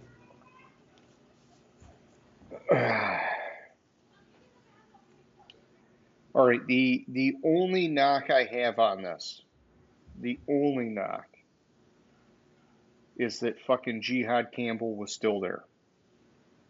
And at this point of the draft, I started thinking teams with a linebacker need should be looking at him. And this was a spot where I thought, fuck, they should be looking at him. But I also am not like hard against it. And Oh, so, my knock on the pick is he tried to do the Lambeau leap and he failed. I mean, he was wearing a suit at the time, yeah, so yeah, not yeah. necessarily clothes you do a Probably Lambeau not leap the in. flex material either. Yeah. Yeah. No, God damn, I hate I wearing hear you suits. on Jihad Campbell. I think that we would have loved that pick here too. I would have gone an A if it was Jihad Campbell, but I can go A minus. All right, then we are on to You're just all right. We're on to the next one. I'm going to agree with it. Minnesota Vikings, who we said needed linebacker, safety. I think that was more of a DB, and QB. Yeah, QB was, yeah, it's tough, right? Because of the McCarthy situation or whatever. But yeah, They went with offensive guard Donovan Jackson from Ohio State. Yeah. Which when you read the profile, the guy looks like if he's healthy, he's going to be fucking solid. But it's So right, if he's healthy, he's going to be solid. I actually don't like this pick because they just addressed their offensive guard need by signing Freeze. yeah, you're right. Yeah, and I'm sorry, I mixed him up with the other Ohio State guy that we were talking about Oh, earlier. Yeah, health is not an issue for him. Yeah, it's but also they could have dressed the secondary with Hairston. They could have, um, yeah. This was another Jihad Campbell landing spot, and it was in the safety. I was just fucking talking about him. Amon Worry would have been a good landing spot here. Um, I think it's because, listen, I think this is like they're saying, okay, well, now we're kind of handing it over to a rookie quarterback, right? Even though the guy missed his first year. J.J. McCarthy, for all intents and purposes, is going to be a rookie quarterback starting. And so I think they're trying to insulate him. And so I want to give them a little bit of credit, but I agree that in any other circumstance, this was a bad fucking pick, man.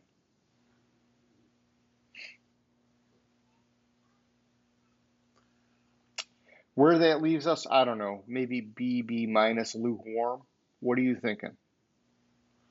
I was thinking, You I want to was smoke him more than that? no, I was around the B minus area Let's just on go. it. Let's just go B because we're going to make the argument of, hey, they're basically protecting a rookie quarterback, even though he's not a rookie. Uh, And we had our second trade of the draft, Yeah, yeah. I which was wondering when it was coming. Houston Texans and the New York Giants.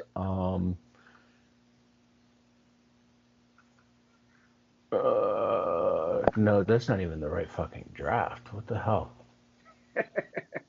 What are you doing? What are you doing? Houston Texans and the New York Giants got together and made a trade. Houston traded the first round pick for second and third and a 2026 third. Yeah, I thought this was interesting, but at the same time, honestly, I really liked it. I really like it. I talked about when we did the mock draft, when we talked about the needs for the Giants, which to remind you, we said they needed offensive line, cornerback, and QB. Yeah. Um, Yeah, and when they went, with the edge guy earlier, I thought, oh, the Giants, what are they doing? And then when they did this, I thought, ah, shit, maybe I can see something now. yeah. So what I talked about, and I didn't know where when we talked about the Giants, because we addressed quarterback at number 3, and we talked about it, and I said they're better off going with offensive linemen at 3, and then trading back into the first round and getting their quarterback. Because Yeah, I do want to look at that though. I'm pulling up lineups. I want to see where they're at on the offensive line because here's the thing. Jackson Dart isn't likely to start, right? They got Russ, they got Winston. I mean, their offensive line is lukewarm at best. And so I think that plays well, right? I think that if they were looking at Jackson Dart as, hey, we need you to start week 1, I would have thought, fuck, they did him a disservice because this offensive line needs one more piece. But because he's probably not going to start until at least midseason or later, I think this actually plays really well. It gives him a mm-hmm. lot of time to adjust to the speed of the NFL. Their offensive line isn't horrible. Um, man, and I was really starting to get hyped on Jackson Dart the more I heard about him going into the draft, man. Yeah, I like doing this because you have Winston. So because you drafted him in the first round, that gives you the fifth round option on him. Yeah. Um, so you have Winston, so you can basically Winston and Wilson. You can basically redshirt him for the first year and still have him for 4 years. Yep. I think of all the quarterbacks in this draft, Jackson Dart fit Dable's scheme the best. Yeah, he's mobile. He's got a strong arm. He looks to pass deep. Just give him He's time to develop. exactly, and his pro comp being Bo Nix. Oh shit, I didn't see that, but I like that because Bo Nix had a great fucking first year. And we talked about it. Yeah, I but do they have believe a coordinator that's gonna develop him like Bo Nix got with Sean Payton? that You I know, don't know. I mean, Sean Payton's he's in that tier of he's gonna work some magic, right? Yeah, So hopefully the and Giants got someone that can at least like find some synergy. and when you look at what they gave up to get back into the first round to get the fifth year option, they really gave up the 99th overall and a third round selection next year. Yeah, it's an A for me. I'm wholeheartedly on an A at the lowest. All right. Yeah, I don't want to go crazy with the A's, but I like the A for this pick. Then we had our third trade of the draft for the next pick. The LA Rams traded first and third for second and seventh and a 2026 first round. Yeah, this seemed like a Ouch. little bit of like a panic pick to me, to be honest. But the player they got here, Yeah, I mean, I think here we go. To me, this is like poor man's Jacksonville. It's like I like the player, I like where he got drafted, but you traded some serious resources to get there. It's not as serious as what Jacksonville did, but we're like near the end of the first round. So to me, it's still significant, if that makes sense. and so that's the other thing about it is coming into the draft, Atlanta didn't have all that many picks. Yeah. And now they kind of have two, in my opinion, light in the britches edge prospects. I would have liked it if one of these guys was in like that 260 range, but both of them are in the 240 range, which makes me like, oh man, like you don't have strong, heavy edge guys. You've got more like speed, you know, it just, it's fine, but they're the same, they're one and the same, and you got them both in the first round. I just would have liked to see some differentiation in case they put one of them at linebacker instead of defensive end. You know what I'm saying? No, and I agree with you there. Um, But I like the player. I think there's a lot of potential. I'm just scratching my head a little bit about the value and the doubling down on the same like body type, physical type kind of guy. so I like the value. Um, where the issue I'm having is doubling down on the same body type. Yeah, and to me, the value is only because of the trade. I think because he fell, there was value to go up and get him, but I'm saying that value is offset by the resources they gave up to get him. It's not like, a team just sat there and got him at 26. So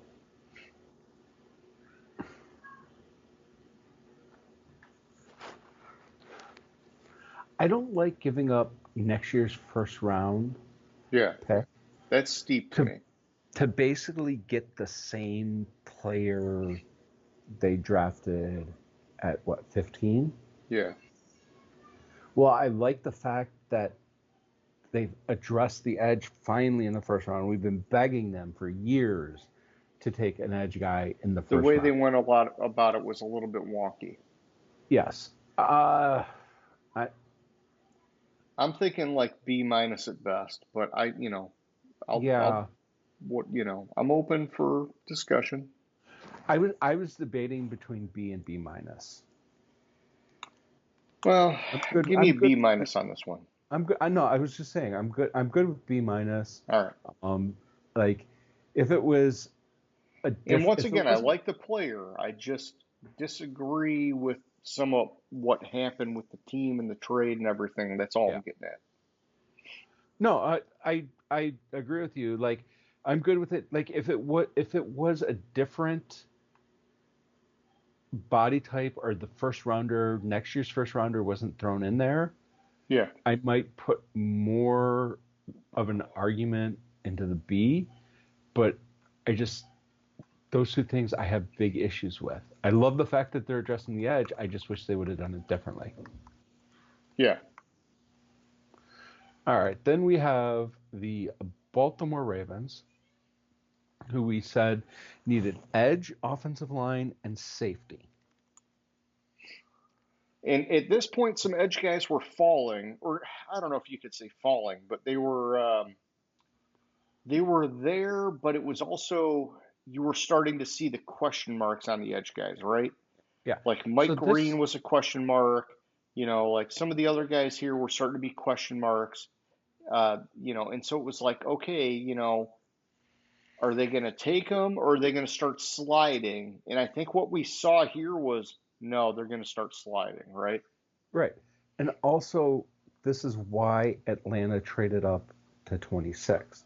Because it Because was if the James, last clean guy. I it got was the you. last clean guy, and if James Pierce Jr. was still here, I just think they could have waited and gotten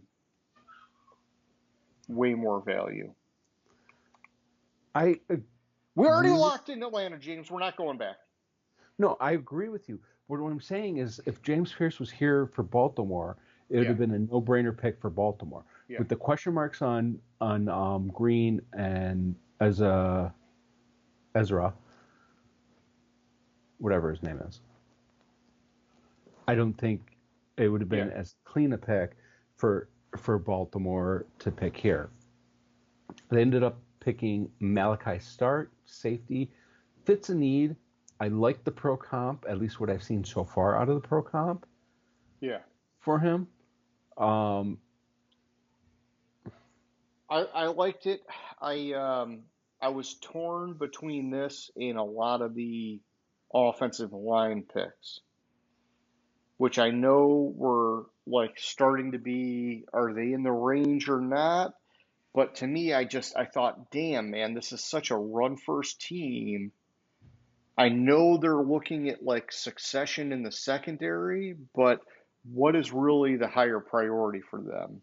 so, And but the analysis of the pick points out that picking Starks, well, first of all, according to this person's final mock, a yeah, source said that Starks was seen right in as the a home range. run pick Yeah, for the Ravens, and his ability to play any alignment at safety allows Kyle Hamilton to remain yeah, in deep safety, which is where he's best. yeah. Um, I like the pick. It fits a need. I'm just What are the you issue trying to say to me, James? You trying to argue with me? because we had the next offensive lineman. Um, what's his who he went like right after. Where the fuck is he? Later to Kansas City, Connor. but We had we um, had, we had Connor. The next offensive line. We had Connor Lee, which I believe we had him off the board at this point when we did our mock. Did we?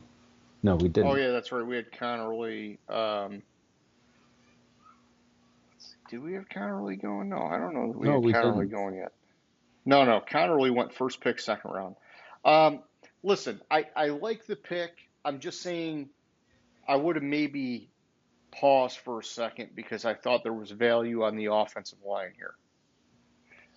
Yeah, I agree. I think But this is a Baltimore pick. it They're a is. very strong defensive secondary team, and so I'm not knocking it. I'm just saying it was worth a conversation, is what I'm trying to get at. No. I get that. I still like. I'm having pause because of the offensive line need, Let's but just I'm go A also minus.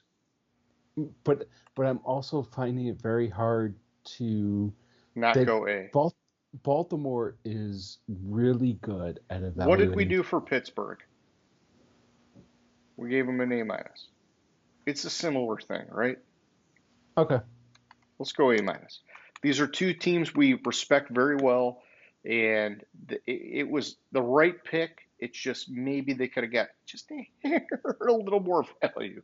That's all we're saying. That's All all right, we're we're gonna saying. skip the next one. It's an F. Moving on. Whoa, whoa, some bitch, some bitch. All right, next is the Lions. We had edge, guard, defensive tackle as a need for them. They did go with a need defensive tackle. I don't like the player they picked at defensive tackle. I think it was a huge stretch.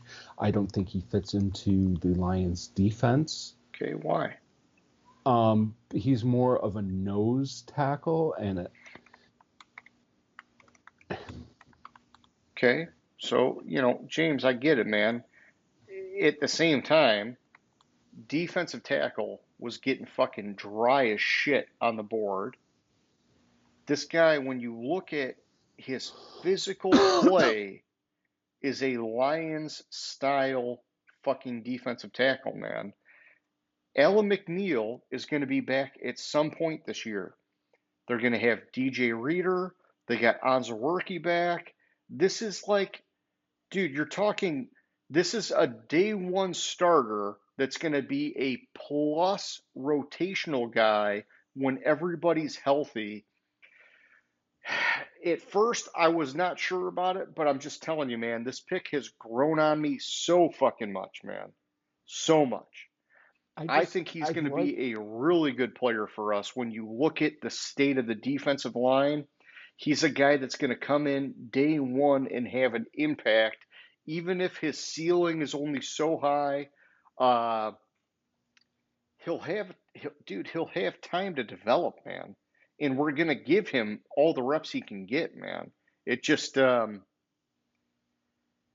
what did you I guess what did you want other than him? Because Gray Zabel didn't fall to us. The guys that Kenneth Grant, whatever, didn't fall to us. The guys we wanted didn't fall to us, man. I think Shamar Turner, um, TJ Sanders. I like the position pick. I just don't like this player for the defense that the Lions run. So, Or Darius Alexander.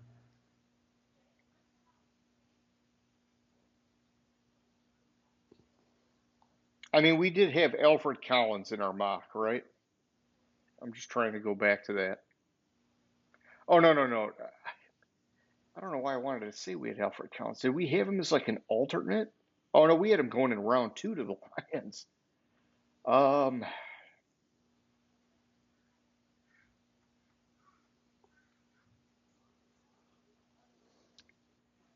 man, Or even go I'm just, with Booker. Was Booker still available here? No. no, no, no. Booker was gone. I guess that's Yeah, the thing Booker. is it's like when I'm looking at it, man, it seems like it made fucking sense to me, but I mean, who would you have that would be a higher rated guy here Shamar Turner.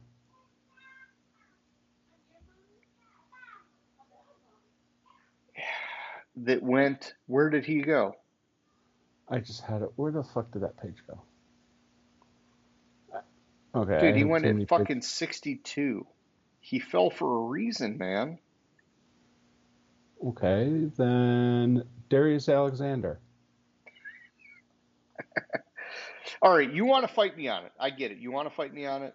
Where the fuck did Darius Alexander go? Where did he 65. go? You want to fight me on this 65. shit. 65. Okay, so look, man, I get it.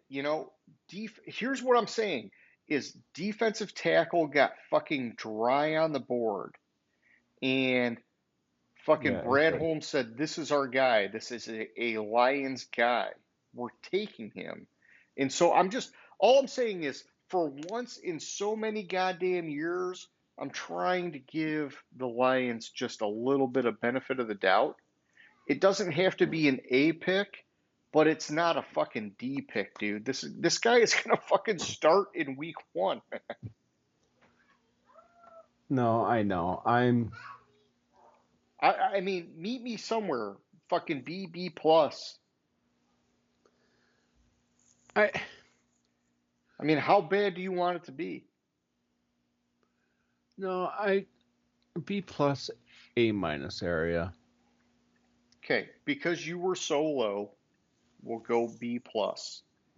I would normally fight you harder, but it's the Lions, and I've already fought hard enough. So And this is coming from me, who I'm a freaking I know, huge man, but you're proponent. also, because we're Lions fans that have been stung for so many years, we got some nasty fucking muscle memory that says, fuck this pick. They're gonna fuck it up like they always do.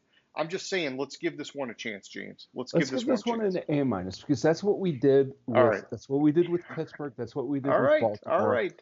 This All is right. I this is feel a better Lions about it pick, now. and you have to give Because, dude, I have my first reaction was a knee-jerk reaction, and I was like, damn it, they fucking reached like they always do. They fucking did this, they did that.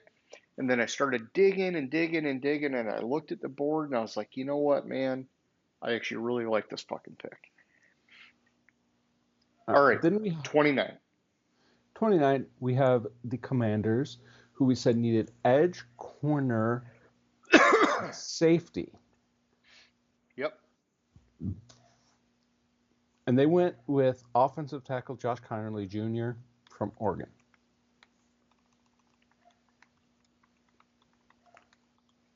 Sell me on the spec. You want me to sell you on this pick?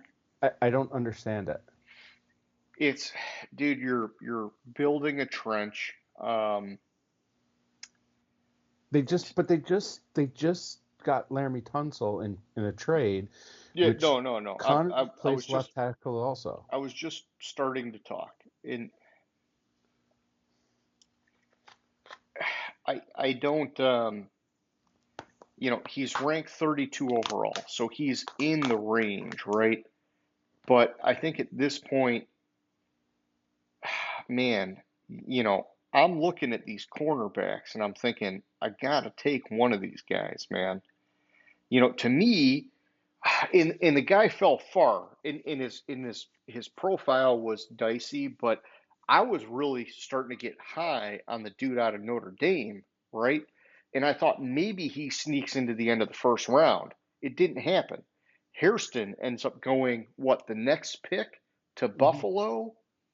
You had Trey Amos, rated 37 overall. The Michigan guy was falling, and I thought, okay, just let him fall because there's a lot of weird shit going on with that guy. But man, I was thinking cornerback was for sure the pick here, man. I was too. So I I was would knock him for that. I can't knock him for going trenches. It just they could have had their pick of the litter at cornerback or safety, -1 at safety, and so I would give them a little chink here. I'd go, I go B minus, I go C plus. I could even go lower if you wanted to. I was at a B minus. Like I like the trenches pick. I don't like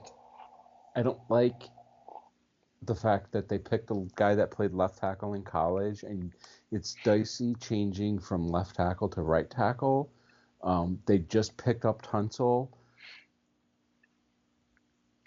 Let's do it B minus. Unless you're telling me he's going to move into guard. I think he's going to move into guard, but let's go B minus. Then we have number 30, the Buffalo Bills, who had cornerback, safety, defensive tackle. And this is, again, we were right on here. Yeah, this is a Buffalo pick. Yeah. We had Hairston, Mocktoom. That's who they picked. I don't know how this is not an A. I mean, it's got to be an A, right? Yeah, I don't know how this is not an A. Like, I mean, the only thing that you could say is, did anybody fall where maybe you got to think about it? And to me, when you look at all their needs on defense and what's going on with the board, this is just such a no-brainer fucking pick. It's like a robot. We're just putting in our card here. We got exactly what we wanted. We're fucking popping some champagne and we're feeling good about it.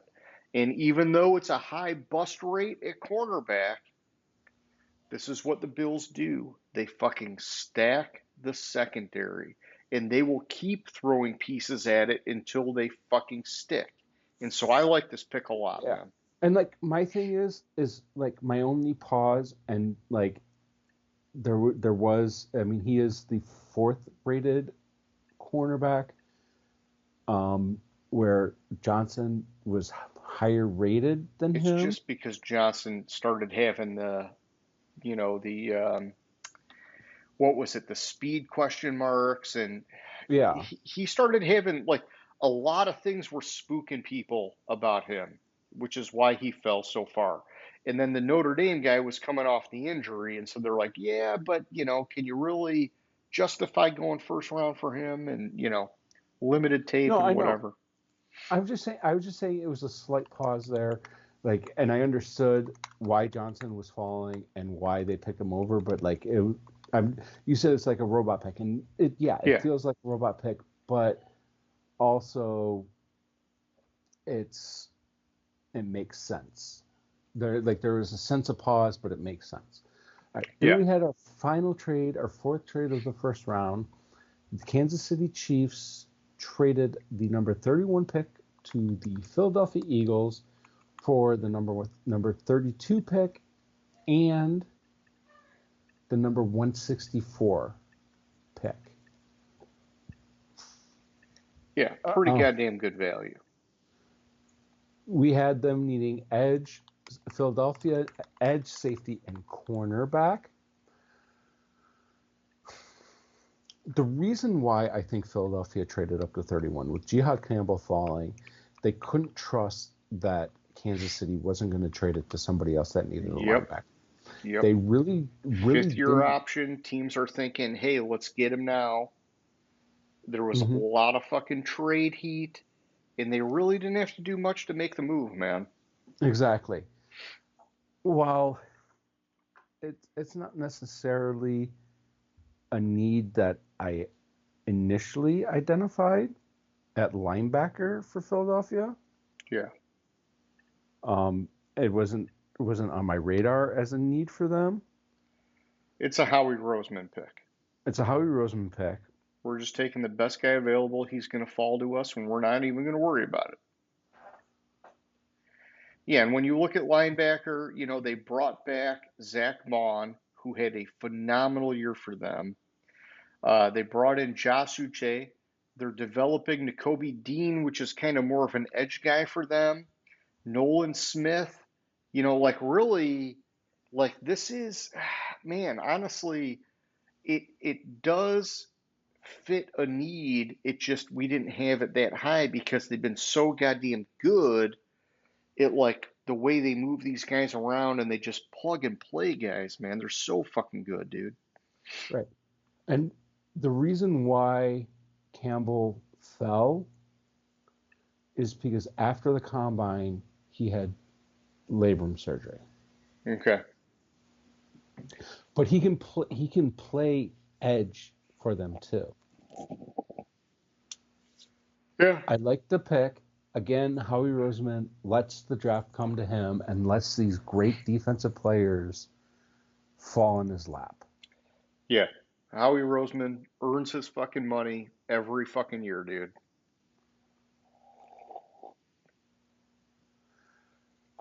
the post-draft analysis, the Eagles once again steal a top 15 player in the class. Yeah. Didn't really trade much for him or trade much to move up one pick. I'm at the lowest, it's an A